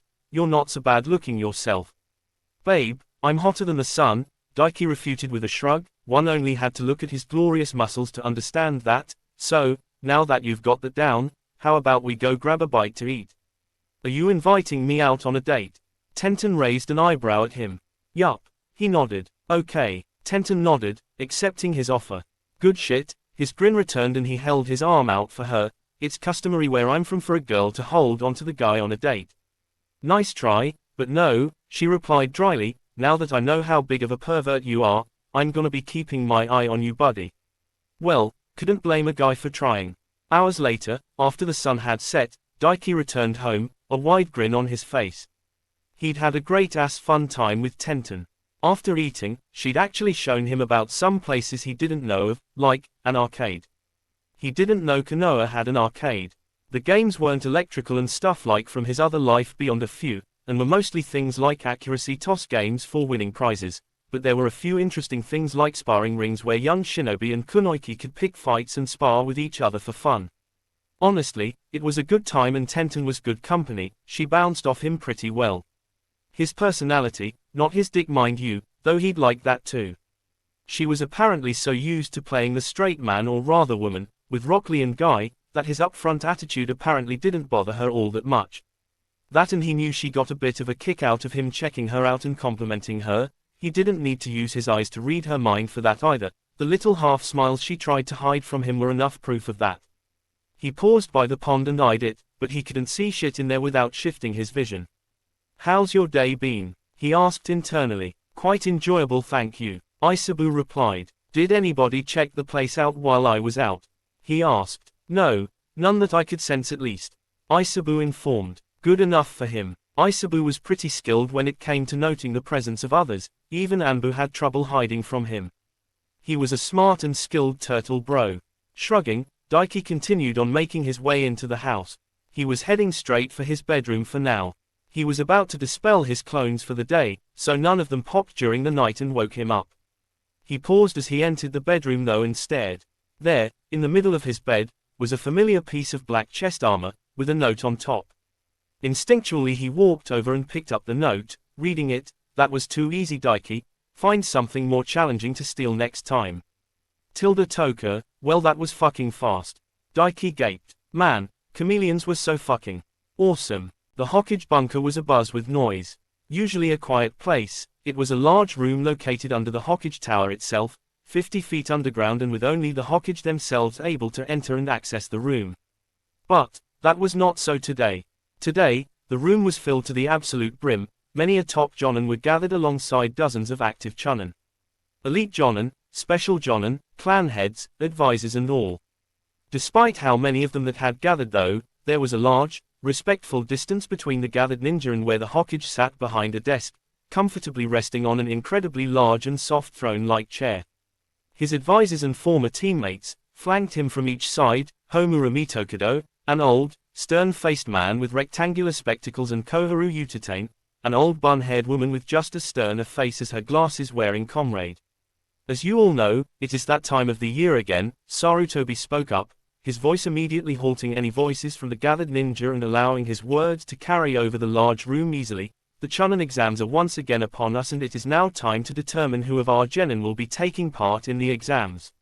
He let his words hang in the air a bit, looking through the gathered ninja slowly before nodding. "First, I think we'll hear from those teaching the newest squads of genin," the Sandaime continued, his eyes lingering on three specifically of the gathering. "Kakashi, Asuma, Kurenai, your thoughts?"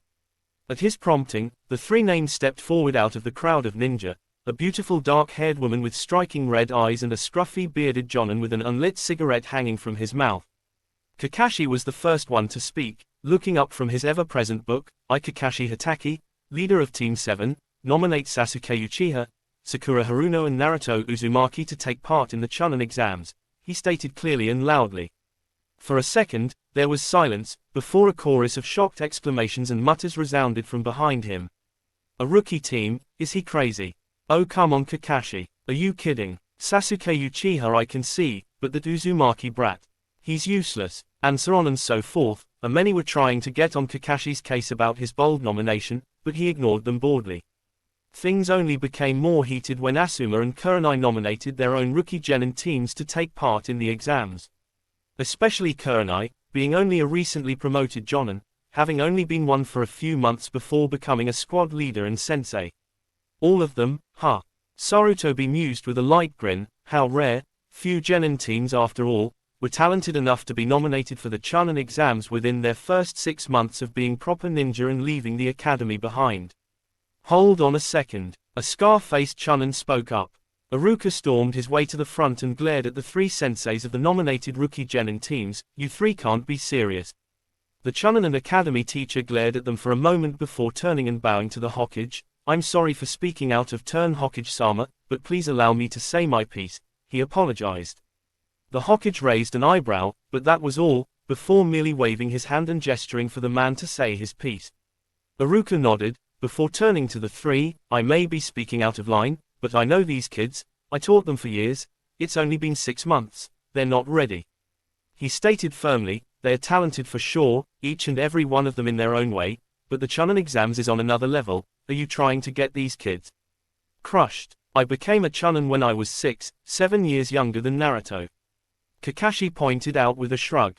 Iruka paused, registering his words, before his glare became lethal. This isn't just about Naruto. He spat, not a single one of them are ready, not even Sasuke, they need more experience.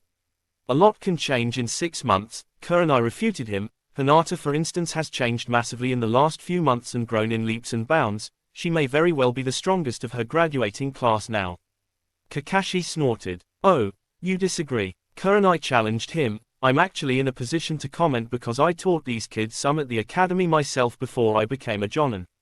You may think Sasuke is the strongest, but I'm well aware of his talent, and I was already a chunin myself at their age, yet, I believe I would not be able to defeat Hinata as I was at her age. Hiyashi Hyuga, standing alongside his few clan heads, perked up at the mention of his daughter, his lips for a brief moment, twitching upwards, before being hidden by an impassive frown a split second later. No actually, while Sasuke has definitely come a long way himself and grown by leaps and bounds, I already know who the strongest genin is in the village, taking every single one of them into account. Kakashi shrugged, and it definitely isn't the cute little Hyuga heiress, and I wouldn't be bragging so much about her strength, it isn't exactly your doing. Kurenai's mouth dropped at his casual dismissal of her efforts as a sensei, but before she could fire back, Asuma stepped between them. Now guys, let's calm down, no need to get all fired up. The heir of the Sarutobi laughed lightly. I think my kids are pretty talented as well, which is why I'm recommending them. Kakashi shrugged uncaringly, while Kurenai huffed and crossed her arms. HMPH, probably just going to make a stupid joke about Naruto being the best or something anyway, despite how untalented he is, she muttered. Kakashi's eyes narrowed ever so slightly and Iruka outright glared at the woman, opening his mouth to reply only for a cough to interrupt them. Well, I suppose this is as good a time as any then. The Sandaime drew the attention back to him, but now that Kakashi has brought the subject up, I will be personally pushing forth a single genin to take part in the exams. All eyes in the room whipped to him. Hiruzen? Koharu asked, looking at him oddly. With all eyes on him, Hiruzen merely placed his hand under his desk, and the wall behind him slid apart to reveal a large screen embedded within the wall. A second later, it lit up, displaying the ninja registration and information page of a broad-shouldered, tan-skinned and crimson-red-eyed teenager. Daiki. Iruka went absolutely wide-eyed.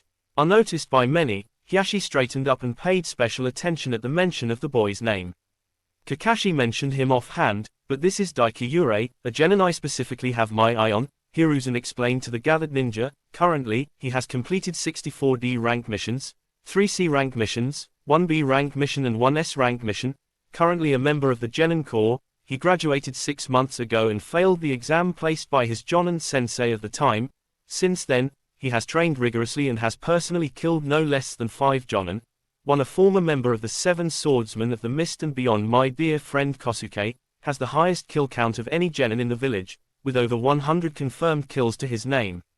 For a moment, there was absolute silence, before the gathered ninja once again broke into a cacophony of noise.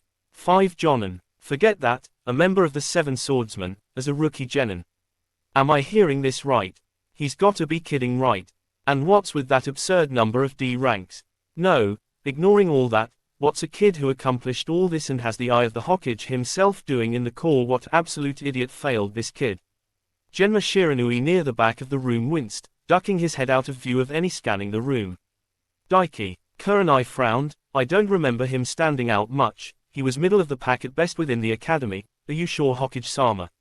You really shouldn't talk, Kurenai. You mainly taught genjutsu classes and were only at the academy for a couple of months. Iruka cut in. Daiki was one of the most talented of the class, rivaled only by Sasuke Uchiha. The only reason he was ranked much lower was because he pursued every shinobi art at once. Taijutsu, ninjutsu, genjutsu, bukijutsu, everything taught at the academy, he pursued instead of focusing on 1 or 2 like most others. I specifically noted in his examination papers that should he find a focus, he would no doubt be the best of his graduating class by far, surpassing even Sasuke. Hey, kid, did you one better? Kakashi shrugged. He just trained even harder. The kid's a training maniac that puts guy to shame, trains from dawn till dusk until complete exhaustion, every single day. Indeed, the Sandaime nodded in agreement. Young Daiki-kun is a splendid shinobi. Physically fast and strong enough to fight a taijutsu specialist jonin, ninjutsu capability that few can match, a massive chakra capacity, a near expert in fuinjutsu, a very special pair of genjutsu to his name, and even capable of using elemental jutsu from every element with a variety of B and A rank jutsu under his belt. Nobody said a thing in response, too busy digesting what was said, and none had the bravery to question the Hokage's decision. Shock, though, was the most prevalent feeling throughout the room. None felt more so than Iruka at the progress his former student had made. Well, none that is, but Kakashi. By the way, Kurenai, he's the one you can thank for the Hyuga-era's change in attitude, Kakashi helpfully informed with a wide-eye smile. He usually trains at Training Ground 69 if you want to go thank him for doing your job for you. Kurenai's fingers flexed, hands balling into fists, but she held her tongue instead of retorting to Kakashi's baiting. Her eyes narrowed into an angry glare upon his form, though. From there, things proceeded, with the rest of the senseis speaking up and nominating or declining their team's entry into the exam. None spoke about Daiki Yurei any longer, despite the burning question many of them all shared: why was he being allowed to participate without a team? But none had the gall to question the Hokage's decision. Things only really perked up at all again when Iruka spoke up and pleaded with the Hokage for the chance to test the rookie genin teams, and would wholeheartedly agree with the decisions made by the rookie team senseis, if they passed his test. The Hokage left the decision up to the senseis themselves, Kakashi and Asuma agreeing without a fuss. Kurenai, on the other hand, "I'm all for it, I have faith in Team 8, she declared, but then looked to the Hokage and bowed her head. On that note, Hokage-sama, I request the permission to test Daiki Yurei myself. I wish to confirm the skills you speak so highly of," she asked of him.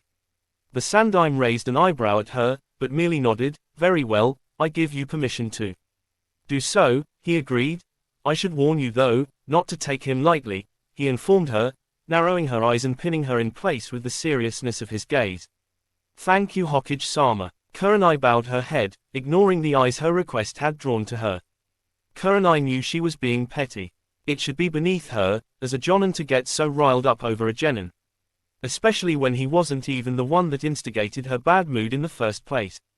It was Kakashi. But then, Kakashi had a habit of riling up everyone and anyone, and he had a grand old time doing it for the most part. But it was mainly because it was Kakashi that she got riled up so much in the first place. The legendary copy ninja, Kakashi of the Sharingan, the pride and joy of the Yondaime Hokage, whispered about on the streets as the one who would become Hokage when the Sandaime stepped down once again, living up to his sensei's legacy. It irked her just thinking about him in that regard. But then, he irked a lot of people with his reputation. She had only become a jonin less than a year ago. Kakashi had been one since he was 13, months before she even hit chunin. Being in his generation, constantly in his shadow, not even considered second best compared to him, it grated sometimes, especially when he acted as smug as he did. And he could be a right dick about things and knew exactly how to press on a sore spot. After the biggest failing in her career and entire life really, just when she thought she could finally put it past her, that Hinata's positive changes washed that failure away, Kakashi just had to snatch it away from her. Kurenai bit her lip, eyes narrowing into a glare as she stared down at her target. She was currently nestled within the branches and foliage of a tree, within the Uchiha clan district. It was only due to the Hokage himself graciously telling her of where the boy lived, that she found him, otherwise she would have had to wait, probably until the next morning, when he made his way back to the training ground Kakashi told her of. As it was, she'd been here for an hour now, watching Daiki Yurei. She had to admit, he had endurance in spades. He'd been training outside the back of his home for an hour straight, and again she had to admit, he was well built. The teen was shirtless, his face and torso covered in a shiny layering of sweat, but not once had he faltered, despite the fact he seemed to be wearing weights just like Guy usually did in his training. Good endurance maybe, but his sensing skills clearly need a lot of work, she noted critically. He hadn't noticed her at all. Her team would have noticed her long before now. True, her team were a tracking team built for that kind of aspect of ninja life, but, considering the praise this boy had thrown about over him, "You can come out now." His voice broke her from her thoughts and Kurenai gave a start, when she realized, he was staring right at her, as if he could see her through where she'd completely hidden her body. Her eyes widened. "Has he known I've been here the whole time?" She gaped. Was he just letting her spy on him then and didn't care? Why speak up now though? Unless he was done with his training or something. Shaking her head, Kurenai focused herself and scratched her previous thoughts. Clearly his sensing abilities were top-notch. Doing as he said, she revealed herself, leaping from the tree to land a few feet away from him. The boy, the very broad-shouldered boy she mentally corrected, raised an eyebrow at her and looked almost confused. Kurenai-sensei. He at least recognized her. What are you doing here? He asked. Confused, though his confusion didn't stop his eyes from straying over his body, like a typical teenager, and briefly ogling at her body. He left the question of why she was spying on him unasked though. Kurenai crossed her arms and smiled at the boy. Good that you found me, I suppose your sensing skills are on point. She relayed her thoughts from before to him. How about your intelligence? Can you guess why I'm here, Daiki-san? A test. His second eyebrow joined the first, before he snorted and crossed his arms as well and smirked at her, a cocky smirk that looked right at home on his face. Then this isn't about Hinata, so, the Chunin exams. She couldn't say why she wasn't surprised at all at the fact someone spoken of in such regard by Kakashi wore a cocky smirk so naturally. She ignored the mention of Hinata. You catch on fast, she praised lightly. Yes. To make things simple, you have been recommended for the Chunin exams, but many including myself are a little skeptical of a rookie genin like yourself being able to handle the exams, so I've been sent here to test your capability. For a moment, he just stared at her, before huffing in apparent amusement. Skeptical, huh?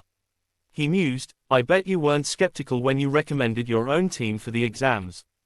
Her eyes widened. How did you? I didn't, but you just told me. Not really good at keeping a tight lip on things, huh, Kurenai-sensei? The boy taunted her. A genin just taunted her, a jonin.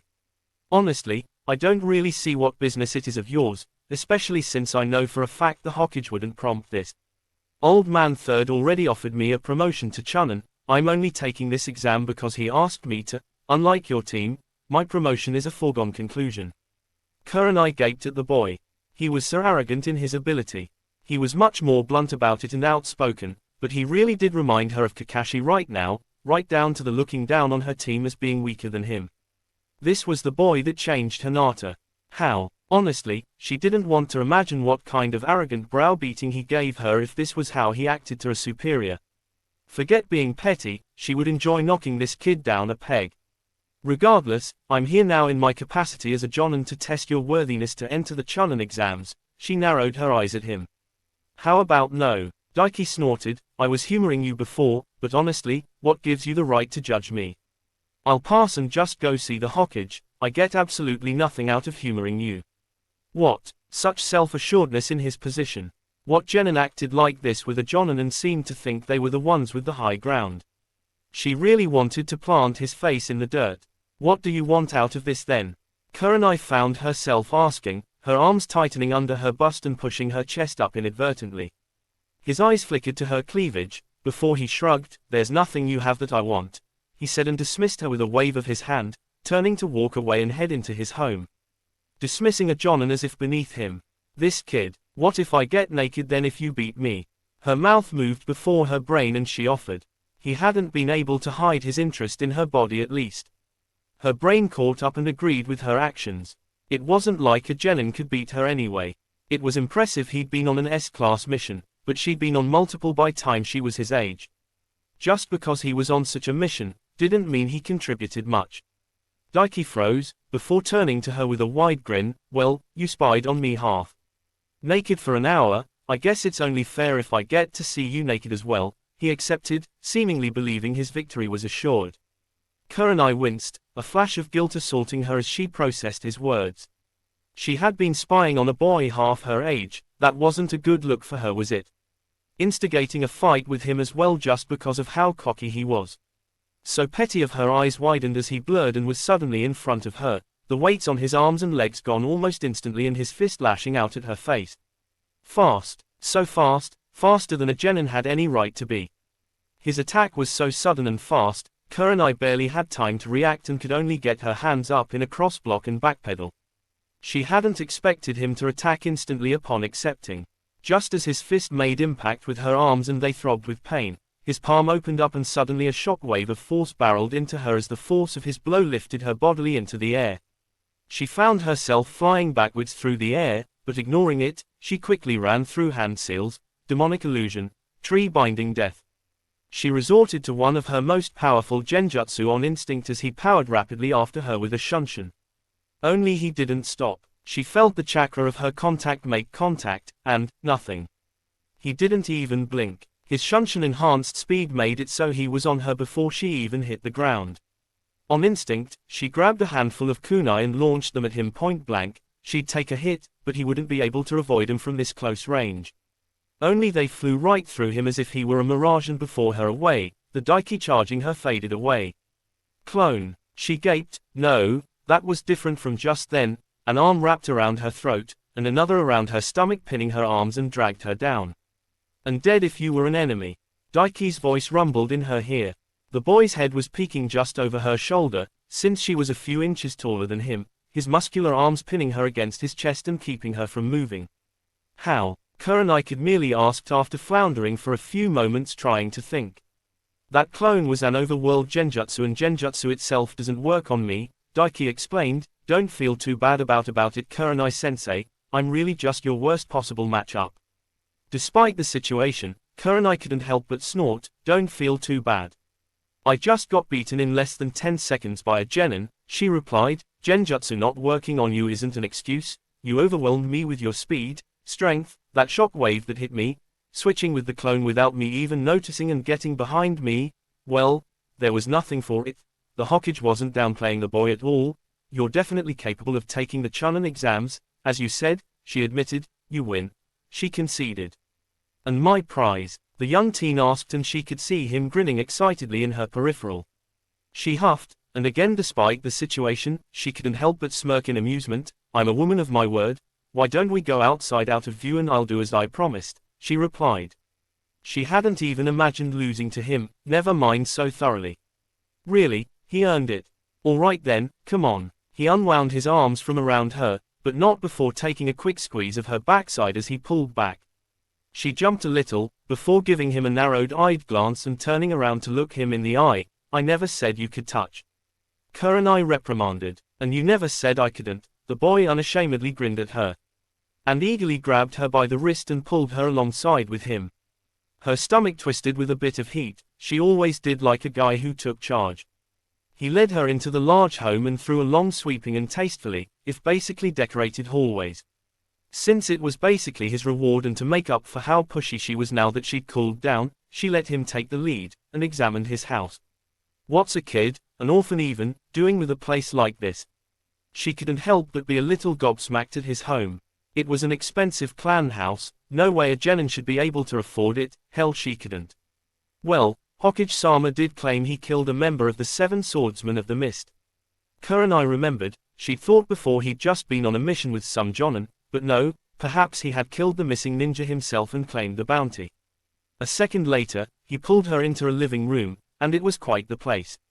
Simple, with little decoration, a long grey couch, 2 armchairs, a table in the middle and a large television hung on the wall and a large fireplace. While the flooring itself was wooden, there was a large and comfortably looking shaggy white fur rug in front of the fireplace. Daiki separated from her as he closed the door behind them and turned to her, grin still splitting his face. Well? He prompted her. Well what? She smirked back, cocking her hip to the side. You're going to have to tell me what you want, she teased. She may as well get some fun out of this. Is that right? The kid was all balls, she had to admit that. He didn't seem nervous in the least.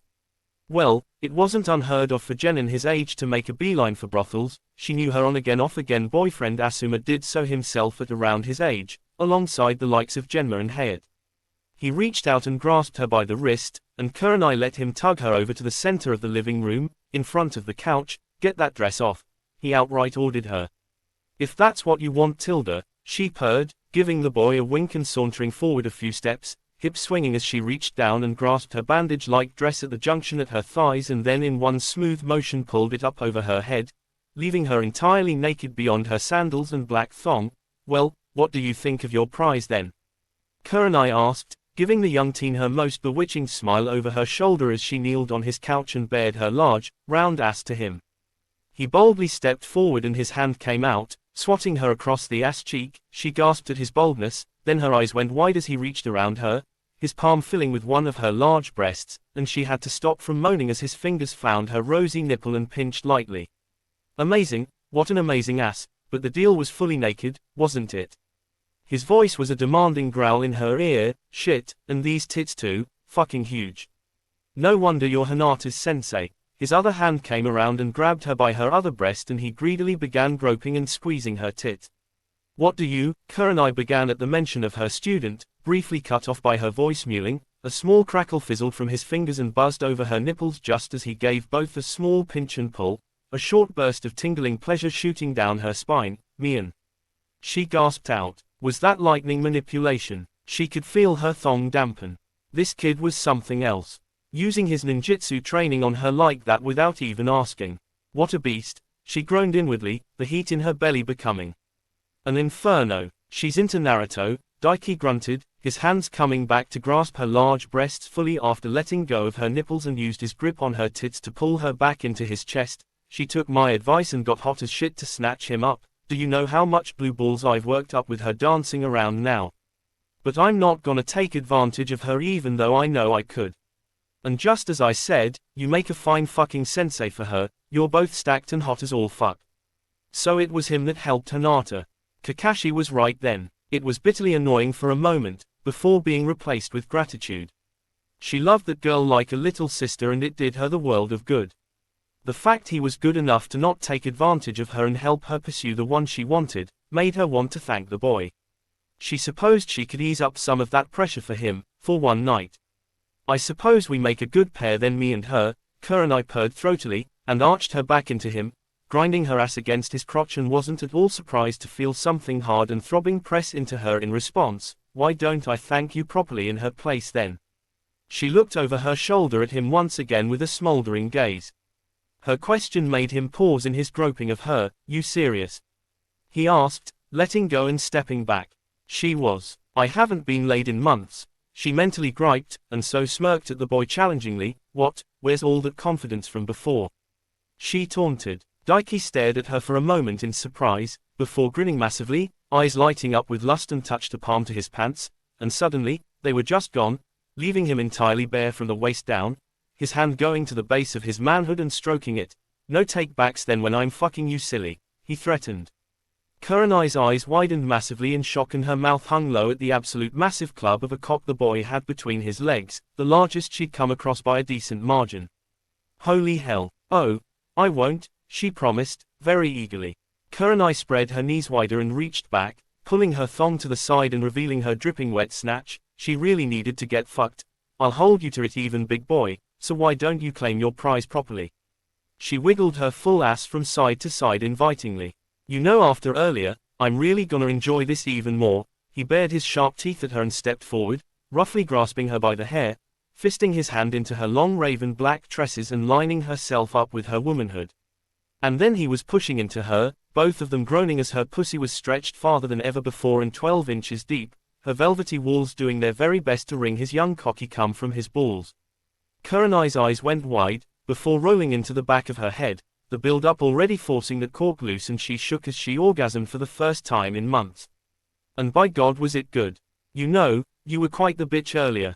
Daiki grunted and she whined as he began to ease himself out of her, dragging his length ever so slowly until only the fat head of his cock remained inside her.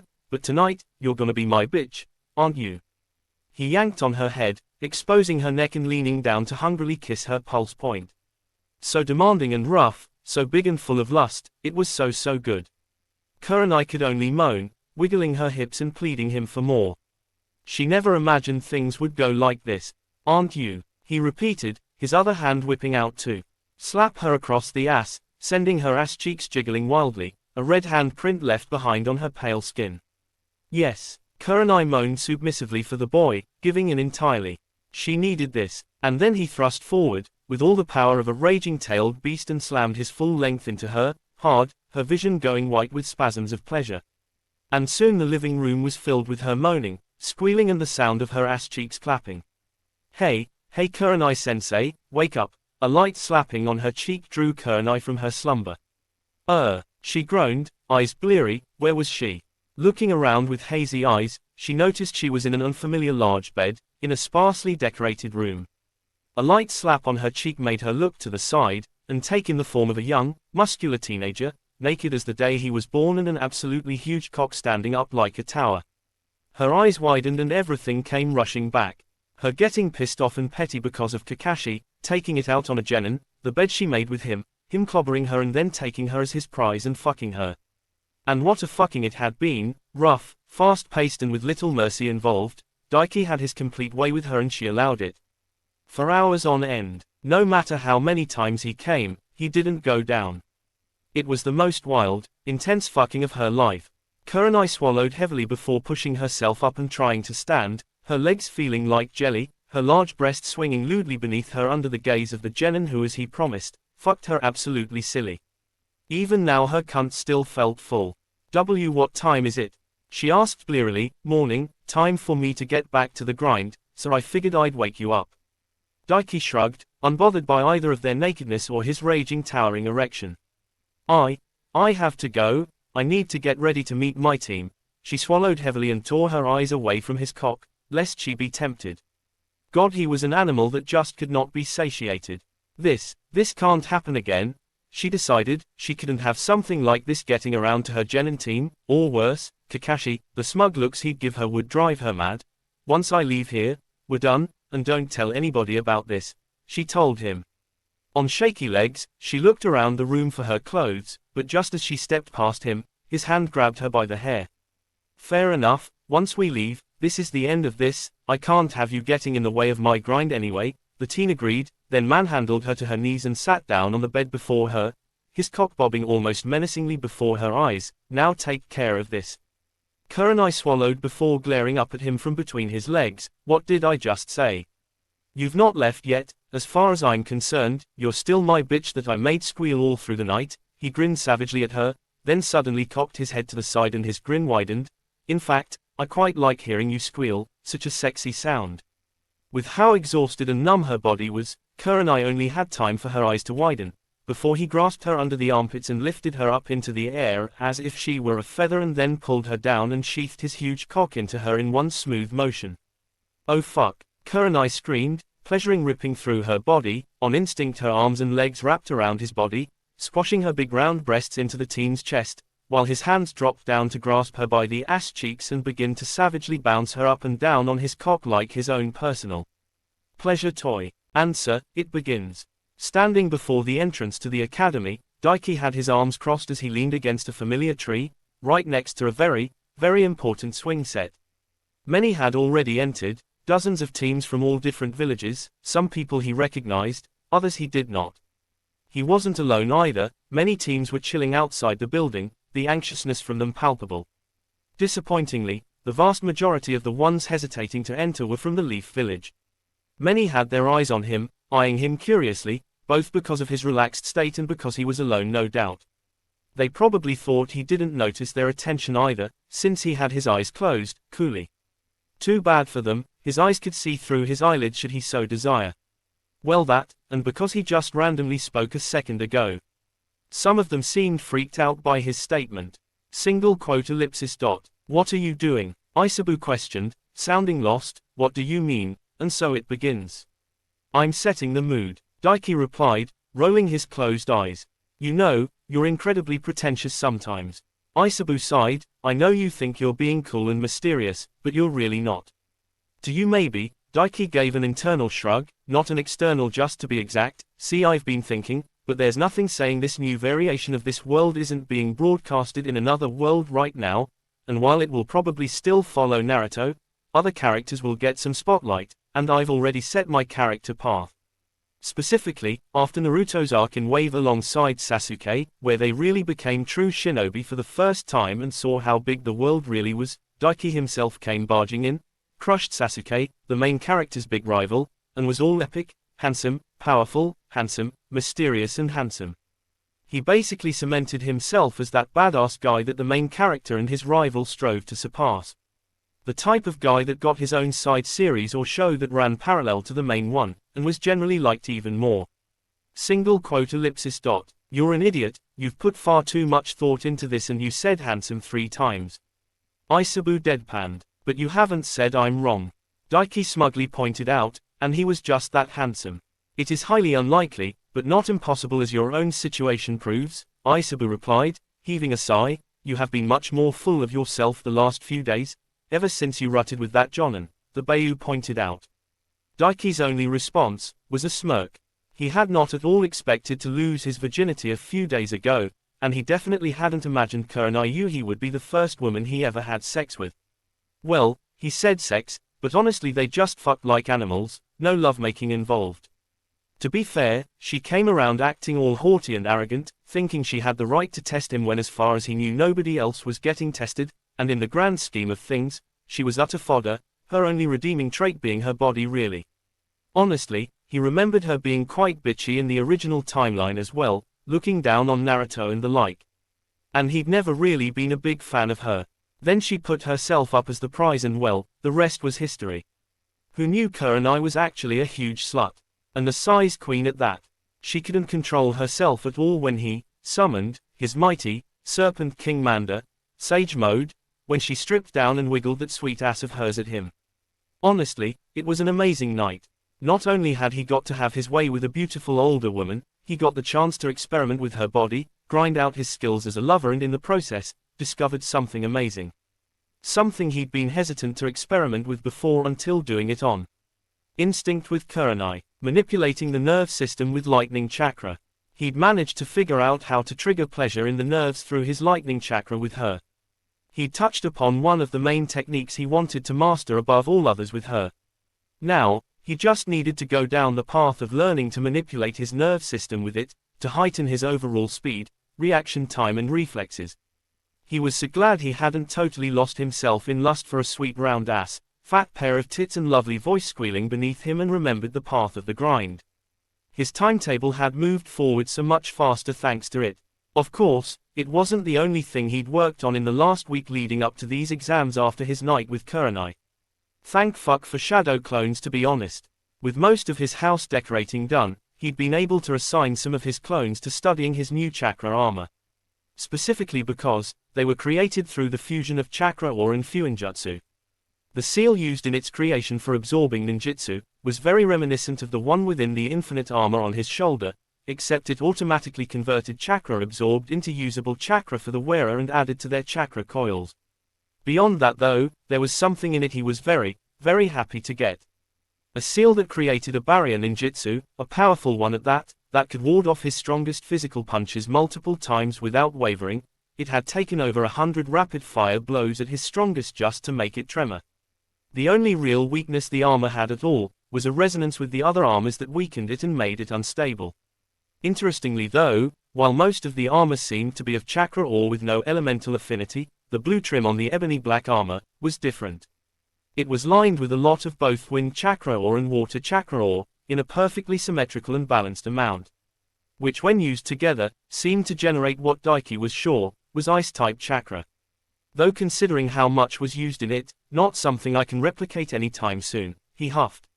Seriously, there was a stupid amount of just water and wind chakra ore, probably a good 30 to 50 million ryo worth at least. He'd give one thing to Doto at the very least. The guy went all out on his, or rather, Daiki's armor. To the point where Daiki, just from remembering the hand seals and having learned the water style, water dragon jutsu thanks to Isabu, was able to replicate the man's own technique. Granted, the armor did all the heavy lifting for him, but it was still cool to be able to use even one ice-style jutsu. Honestly, I'm looking pretty damn awesome these days, Daiki admitted to himself proudly. He opened his eyes, his status screen appearing before his vision. Name: Daiki Urei. Age: 13 chakra capacity, 87,087 thousandths, elite jonin, strength, 172. Endurance, 245. Durability, 172. Agility, 172. Taijutsu, 203 500ths ninjutsu, 265 500ths genjutsu, 45 500ths bukijutsu, 116 500ths chakra control, 222 500ths chakra affinities, lightning, advanced, raw with the power of thunder. Water, advanced, the sea parts before you. Fuinjutsu, advanced, the breath hitches. God, just looking at his status screen made him want to punch his fist into the air and crow loudly about his sheer badassery. His lightning affinity had advanced when he made his little discovery with Kurenai, and his water affinity had caught up quickly thanks to the knowledge Isabu passed on to him from Yagura and all his water jutsu.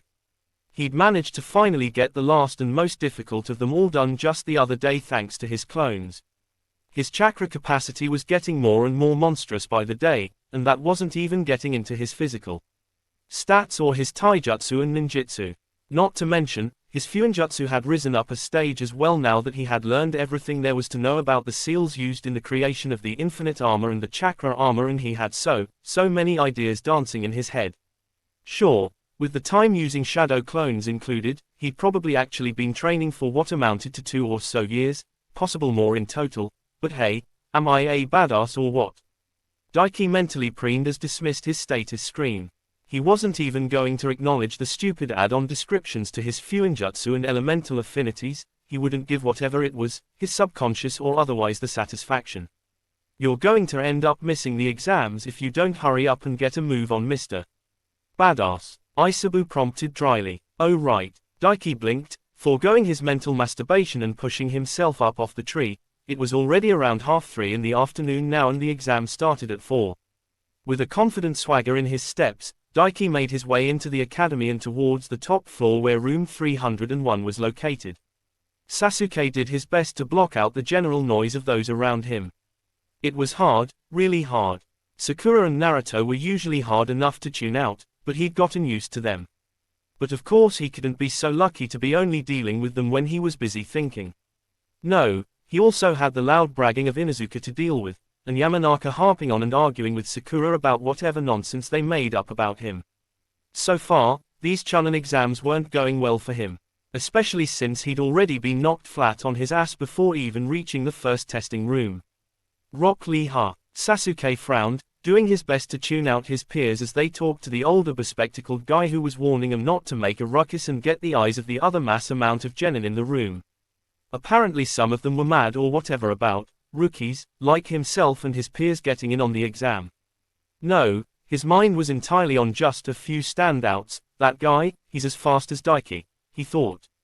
He wasn't too fussed about having lost really, the guy was a complete weirdo, but he was the real deal. Sakura as usual hadn't noticed at all, but he had, as had Naruto surprisingly.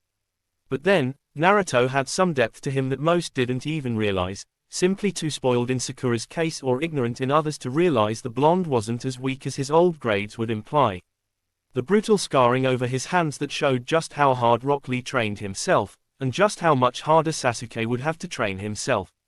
Naruto, Rock Lee, Gaara, Daiki, Sasuke's thoughts trailed off as a smirk appeared on his face, ducking slightly so nobody caught sight of it. Ellipsis. These exams were going to be exciting, a perfect place to grow stronger and test himself. And if he had his way, he'd see Daiki in the finals. A thought occurred to the Uchiha, as Kabuto explained about his ninja info cards, showing off a graph of how many people were taking the exams and from what villages and countries, over 150. Hey, Sasuke spoke up, eyeing the older gray-haired teen, do you have information on specific individuals? He asked. Oh, Kabuto gave him an interested look, have some people you're worried about? The apparent information specialist pushed up his glasses. Well, of course my information isn't completely perfect, but I do have it. I even have quite a bit of information on you rookies. Sasuke grunted in understanding, ignoring the looks the rest of his graduation batch were giving him. What have you got for Gaara of the Sand, Rock Lee and Daiki Yurei? He asked. You know the names already. Well, easy enough, wish you'd make it a challenge though so I can show off a bit. Kabuto pouted at him, shuffling his cards.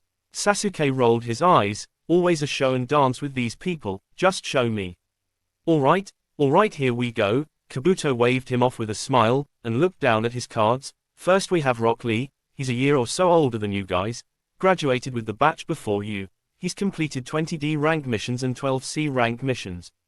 His sensei is Guy. His taijutsu has improved greatly over the past year, but nothing else of note. This is his first Chunin exams and his teammates are Neji Hyuga the Rookie of the Year of the last batch and Tenten, the Kunoichi of the Year for the same batch. Barely anything of note. Sasuke mused, the most interesting being his teammates really. The busty Hyuga girl, Hababa or whatever stilled at the mention of the other Hyuga, but said nothing, keeping a placid smile on her face. Whatever, He rolled his eyes and focused on Kabuto again. Next is Gaara. He's a real newcomer. I have very little on him, I'm afraid. He's completed 8 C rank missions and wow, a B rank as well. Pretty impressive for a genin. Interestingly, it seems he's come back from each mission without a scratch. That, Sasuke could believe, something about that guy wigged him out. And his stealth ability was on par with Kakashi's. The guy had been in the same tree as the Uchiha without him ever noticing. Finally, we have Daiki Yurei, Kabuto began, before trailing off and blinking. Oh wow. What? Sasuke arched an eyebrow at him. That was quite the reaction. This guy is really impressive. Kabuto gave him a shaky smile, and his eyes told Sasuke the older teen couldn't believe what he's saying. Alright, Daiki Yurei, graduated in the same batch as you, ranked overall 6th in class. Cited as being the most talented of your class by far according to Naruto-sensei, only ranked as low as he is because of lacking a specific focus for the shinobi arts and instead pursued every single one. There's a mention that should he have had a specific focus on even just 2 of the shinobi arts, he'd have been far stronger than even you Sasuke-kun when you all graduated. Seems about right. Sasuke agreed. Daiki was an utter monster when it came to training. The fact he ranked so high while pursuing every option showed how talented and hard-working he was. What? Daiki? Yamanaka scoffed, the cute muscle guy. He was alright, but no way he's better than Sasuke-kun. He's the best. She showed once again how much of an ignorant bimbo she was. Thankfully, Sakura didn't join her this time, though. He noticed how she tensed as if wanting to jump to his defense. Annoying. He wasn't so pathetic he needed someone to lie to him or about him. Daiki was stronger than him, far stronger than him now, most likely since he became one of those Jinchuriki he told him about. After all, if it was a power that Itachi wanted, it was no doubt great and fearsome, especially considering according to Daiki, this specific Bayu that he sealed inside himself drove Itachi off before, making his brother flee for his life, albeit at great cost, but still, the fact Itachi had backup and still ran, was a testament to the might of the three-tailed Bayu, the Sanbi as Daiki called it. Hey, I'm just reading what's been put down, take your complaints up with this Iruka-sensei. Kabuto shrugged off Yamanaka's complaints, but he had everyone's attention now, especially since he was talking of one of their classmates. Right, anyway, moving on, Daiki has completed, wow, holy wow, he's completed 69 D rank missions, 3 C rank missions, 1 B rank mission and to top it off an honest-to-God S rank mission.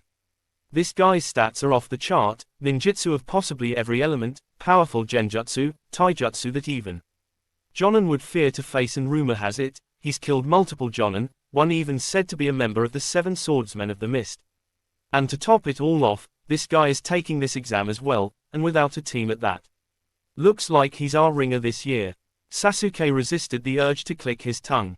Again, information that wasn't very helpful at all. He already knew all that, even the fact Daiki didn't have a team with him for the exams, he was pretty forthcoming about it. Quote ellipsis dot. Holy crap. Inuzuka gaped though at the revealed information, and he saw Nara visibly swallow. Seemed they were at least smart enough to catch on that the information was accurate. Though again, nothing he didn't already know, in fact he already knew far more. Annoying, but he could deal with it. Wait, what's a ringer? Sakura piped in. Just that, a ringer in the corner, Kabuto shrugged. Most big villages when it comes to exams, tend to send in at least one team that can show off and make their village look especially powerful and draw in more clients. Daiki-san seems to be our ringer this year, and considering he's being given the chance to take an exam as dangerous as this alone, it says a lot about how much faith the higher-ups have in his abilities. Some of the others seem to be quite awed to hear about Daiki's apparent skill. Good, Sasuke was glad. It would make things ever more so satisfying when he beat Daiki himself and showed his power. If he could overcome Daiki after all, he would be one massive step forward towards his goal of avenging his clan. Well, don't get too wound up. Daiki-san is impressive for sure, but leaf, sand, stone, cloud, mist, rain, grass, sound and more have all sent exceptionally talented genin here for the chance to show off their skills and get promoted. Kabuto laughed lightly before pausing. Well, maybe not the hidden sound, they're quite a new and very small village after all, but the rest of the hidden villages are filled to the brim with bright and amazing young talents like yourself. You shouldn't underestimate any of them, it could get you killed. Hearing that could make you lose confidence. Hababa noted quietly. Good, Daiki had apparently done wonders for her confidence since she could even speak now in public, but she was thankfully still quiet.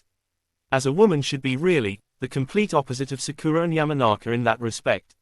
Yeah, Sakura grimaced in agreement with the Hyuga girl, so basically, everyone here is, Kabuto nodded, just like Rock Lee, Gaara and Daiki, everyone here is a top-tier elite from their village, he confirmed. HMPH, I doubt it. Sasuke crossed his arms and rolled his eyes. Sure, there were going to be outliers, but most of them probably weren't even close to the likes of Lee, Gaara and Daiki. Hey Naruto, don't get so. At Sakura's voice, Sasuke looked over in interest to see her with her hand on Naruto's shoulder, the blonde's head dipped down. For all intents and purposes, he looked dejected. He wasn't though. Sasuke knew the blonde idiot well enough to know what was about to, Naruto threw his head back and laughed, a wild grin appearing on his face, sharp canines glinting under the ceiling lights. You all better listen here, the name is Naruto Uzumaki and don't you forget it. I won't lose to any of you bastards, not even you Daiki wherever the hell you're hiding. Hey, Sasuke huffed in amusement as over 100 pairs of eyes shot towards his blonde teammate, glaring bloody daggers at his boasting. What the hell is that idiot doing, Sakura? Yamanaka spluttered, pointing at Naruto, and the rest of the batch made comments of their own. Sasuke ignored them, instead, his eyes drifting around the room. He found Rock Lee sitting with his teammates halfway into the class, and Gaara with his own teammates leaning against the wall at the window. But there he is. Sasuke's gaze landed on his target. Daiki wasn't paying attention to anything or anyone, or so he made it seem. The boy was sitting at the end of one of the long desks, arms crossed behind his head, eyes closed and his feet atop the table, looking for all intents and purposes to be completely relaxed. Interestingly, Daiki's attire had changed. It showed just how serious he was taking this. Before, he tended to wear slacks and simple t-shirts, but now, he was adorned in full-on shinobi gear, his ankles bandaged to keep the standard blue shinobi pants he was wearing from catching on anything, while atop his torso, he wore a shiny ebony black chest plate trimmed with dark blue, the weird turtle pauldron that he knew absorbed chakra from training with him, clear in view. As if sensing his gaze, one of Daiki's newly crimson-red eyes opened and met Sasuke's own, before smirking his way challengingly. On instinct, his Sharingan flared to life, 2 tomo now in each eye, and he smirked right back. This was going to be fun. You know, it was funny. The more things change, the more they stay the same. Daiki snorted lightly, looking away from the little staring contest he was having with Sasuke. Kabuto had approached the 9 rookie genin once again and things played out as they had in the other timeline, for the most part. It seemed he was getting more attention than Gaara this time around though, and not just from his former classmates. Many of the other examinees now had their eyes on him. He ignored them. In his peripherals, movement through the crowd caught his attention, even as his former classmates began berating Naruto for bellowing his challenge loudly and proudly. The mummy-faced sound ninja was creeping through the crowd, readying himself to make his move. Don't mind him everyone, ha. Sakura gave a blatantly fake laugh, her arms wrapping around Naruto's neck and dragging him back. He's just an idiot, don't mind him, she tried placating. That idiot, he just painted an even bigger target on us because of his loud mouth.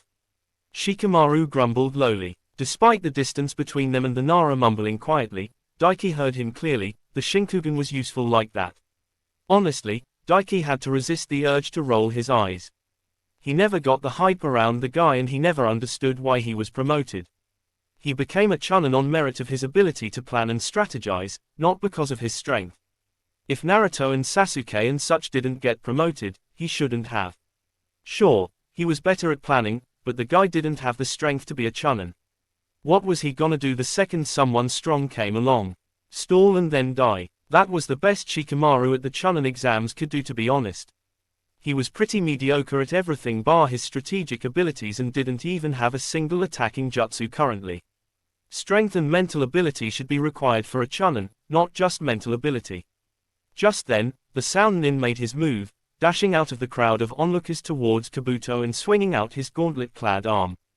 He could have stopped all that easily, but why should he? Besides, Daiki was going to make use of the confusion. While everyone's attention was drawn to the racket Dosu made by attacking Kabuto, while the older genin fell to his knees, his glasses cracking and vomiting even after dodging, Daiki's eyes swept over to one specific team. A team from grass. His eyes landed on a tall willowy pale female dressed in yellow with a casa hat hiding her face. He focused chakra into his eyes and peered deep into her. He frowned. Normal, he noted. There was nothing under her skin that said her appearance was being used as a disguise, and her chakra network wasn't all that impressive either, a standard genin amount really, not much different from the rank and file spread throughout the room. Ha, put this down on your little cards, loser. The team from the Hidden Sound Village, definite chunin at the end of this. Dosu boasted loudly to everyone in the room. He's not made the switch then. Daiki realized, filtering out the words of the sound genin. He'd specifically waited for this moment for Orochimaru to be distracted and have less chance of noting Daiki's attention on him. But in the end, it wasn't even Orochimaru at all, yet. Lame, I could have had fun with the sound idiots and showed off a bit. Daiki grumbled inwardly. Stupid snake man. Orochimaru probably wouldn't make the switch until just before the second exam. Considering the distance between here at the academy and training ground 44, there was quite an ample amount of time and opportunity to do so. Annoying, but, well, he'd just have to deal with it. And it wasn't like he could have any fun now, because poof. At the front of the massive classroom, a huge puff of smoke appeared, drifting away in just mere moments to reveal dozens of shinobi and kunoichi clad in grey uniforms. At the front of the group, a tall, broad-shouldered and hard-faced man with a long black leather trench coat. Quiet down, you worthless maggots. Ibiki Morino bellowed, his deep voice, like rocks grating together, almost shushing everyone immediately. Oi, you sound punks, watch your step, don't go doing as you please before the exams even begin. I apologize, we just got a B. Dosu never got to finish before Ibiki snorted. Shut it, maggot, he spat, cutting the mummy-faced teen off, and looking around. All right, fools, my name is Ibiki Morino, and I'll be the proctor for your first exam. His eyes landed on the rookie genin for a moment, before moving on and nodding as he saw that he apparently had everyone's attention. Let me make one thing clear, you little pigs, there will be no unauthorized fighting or killing here. Any of you that disobey me and my rules, will automatically be failed, got it? He bellowed. Daiki had to bite his lip when he saw a few people actually snap to attention as if he was some kind of drill sergeant. Right, now get your asses lined up, Ibuki nodded and ordered, reaching into his pocket and pulling out a bag. You won't be getting to choose your seats. In this bag, there are numbered tiles. Get up here and grab one, whatever number is on there, will be your seating arrangement, now move it. Daiki didn't make a fuss, though quite a few people grumbled as they lined up in single file to grab the seating arrangement tiles from Ibiki. None more so than Naruto. He was a few places in front of Daiki, and whispering to himself, but he could hear him clearly if he focused and gazed on the blonde boy. He was freaking out about it being a written exam. Poor fucker. The line progressed, and a minute later at most, Naruto got his seating arrangement and turned around, steps wooden. Daiki grabbed him by the shoulder before the blonde could make his way past him. Daiki. Naruto blinked, so you are here. Not the time, bro. Daiki shrugged and leaned over so his lips were right next to the blonde's ear. Don't worry about filling in the questions, it's not about that. Just cheat, steal the answers from others. What? Naruto squinted at him in confusion. Daiki just shrugged and let him go, stepping past him as the line continued forward and letting the blonde go. Ibiki raised a hairless brow at Daiki when he stepped up, eyeing him with interest. Did he hear me? Daiki wondered, before shrugging internally and moving on. It didn't matter in the end. He was just making sure Naruto didn't punk out or something, since he wouldn't be with the same old Hinata from the original timeline. It wasn't like he was incapable of it either. The guy could create shadow clones, switch with them and transform on the fly without anyone even noticing. Moments later, Daiki returned to the same exact seat he'd been chilling at, waiting for the exams to start. Seat number 69. It was his special number after all. The Shinkugan was ever so useful. He found himself sitting next to a very interesting person though. An older boy, with pajama-like attire and purple face paint. Sabaku no Kankuro, or Kankuro of the desert, one of the 3 children of the Kazekage. He would have much preferred his older sister. Sup? Daiki greeted him, collapsing into his seat and kicking his feet up on the desk casually once more. Kankuro looked at him, then looked away, ignoring him, utterly dismissing him even, and looking over the test sheet in front of him. Ouch, rude. Well, whatever. Daiki placed his own test sheet on the table, face down. Then he activated his Shinkugan to see through the paper itself and began trying to read the letters of the questions backwards. As long as he was waiting here for the exam to start, he may as well get some form of grind in. Never know when some crazy pants is gonna trap me in a crazy genjutsu that will warp my sense of direction or something after all, he mused. Actually, he should plan for that ever happening. Itachi could probably do that to him. He didn't plan on getting Kurenai'd anytime soon, ever actually. Seriously, Kurenai was a bit of a joke amongst fans for trying to genjutsu Itachi. And in this rendition, she got dabbed on and plowed all night long by a genin, moaning submissively beneath him. She really wasn't all that impressive at all beyond her body and overall looks. Not long later, once everyone was seated, Ibiki went on to explain the rules of the exam. Daiki only listened with a half ear, especially because most of the exam rules here didn't affect him as much since he was going solo right now. He didn't need to worry about anyone's points but his own. Still, he could feel a palpable tension in the air. Ibiki could really set the mood and knew how to set a tense atmosphere. Half these guys were ready to piss themselves.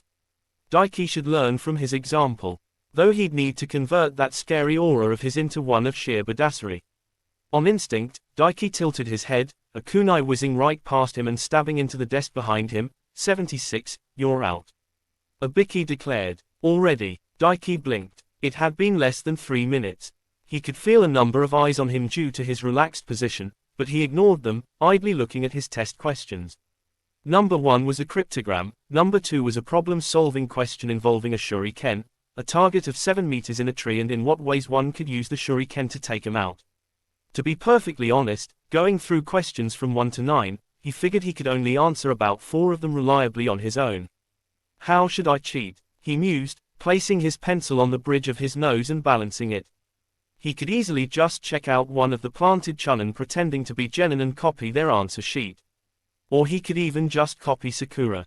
Easy as pie, but the whole reason he was even in this exam was to show off. So he needed to stand out not only to the examiners, but to everyone else as well. Simple and straightforward then. That'll do it. Daiki grinned lightly, looking around with his eyes and finding anyone near him with a completed test sheet already. There, one just a few rows in front of him. Pulling his feet from the desk, Daiki stood up from his seat and walked his way down to the chunin plant.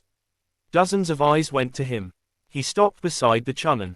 He noted the man blinking and turning to look at him in confusion. His mouth. Daiki's fist caught him square in the face, slammed his face against the desk hard enough to smash his face through the wood. He was unconscious before he even knew what was going on. And Daiki grabbed his test sheet and walked back to his own seat, while everyone watching gaped at him. Number 69, that's 2 points. Ibiki warned him, and he still had 8 left. Sitting down, he scribbled out the chunin's name and wrote his own, then kicked his feet back up and closed his eyes and began relaxing again. Alright, new rule maggots, anyone pulling the same as this guy gets automatically disqualified. Ibiki amended the rules a moment later before anyone else could copy him. Hey, within the observation room overseeing the first exam, silence prevailed. Despite the fact there was a variety of John and multiple villages, none made a sound for a good few seconds. Only broken by a light snort. From Kakashi. So this is Daiki Yurei ha? Asuma spoke up with the silence broke, observing the screen showing off room 301. Yeah, that's him, Kakashi confirmed with a nod. The kid is bold as all hell. The son of the third Hokage shook his head, and look how relaxed he is. He doesn't care at all that he's got everyone's attention now. Which is kind of the point, Kakashi shrugged. Hokage-sama put him in to attract attention, he's just following orders really. I get that, but still, Asuma shook his head and chuckled. Kid has to have a massive set of balls on him. Was he like that with you when you tested him, Kurenai? He looked to his side and asked. Indeed, he was, Kurenai confirmed. She resisted the urge to sigh. She was doing her best to ignore the boy and focus on her own team. But, she could well confirm that he did have a set of massive balls, a set of balls she was intimately familiar with by this point, seeing as the boy had forced her to slobber all over them in worship on her knees while he had a hand fisted into her hair. Multiple times, she'd been forced to seek him out again after the first night, because she'd completely forgotten to give him his chunin exam entrance papers with how distracted she'd been with what went down. Which reinforced for the rules of his house in respect to her, and promptly found herself on her knees, submissively worshipping his huge cock and satiating the teen's lusts once again. She barely suppressed a shiver and did her best to ignore the heat pulling in her belly. There was no love or affection between them, just pure animalistic lustful fucking that left her sore, absolutely exhausted and completely satiated. Man, I really hope my kids don't end up facing him, Asuma cringed, he'll tear them apart. Probably, though he might go easy on the Yamanaka girl, Kakashi shrugged and pointed out, he's a bit of a sucker for a pretty face, went right out of his way to help that little Hyuga girl and didn't really want anything out of her in return. He won't go easy on her at all even if she is a pretty girl. Kurenai resisted the urge to snort.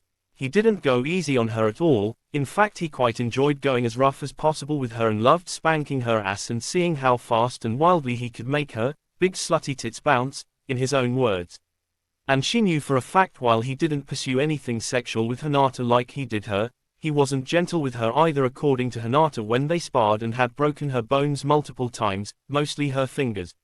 Many of the foreign jonin paid special attention to their words, fishing for information on the boy. It was a testament to his ability that he had them wary without them ever seeing him fight with his little performance. Grass, stone, cloud, mist, even the jonin from sound was listening. In quite blatantly. My Instagram link is given below. Don't forget to follow. This is the end of part 4. Don't forget to subscribe, like, and share. Bye, friends.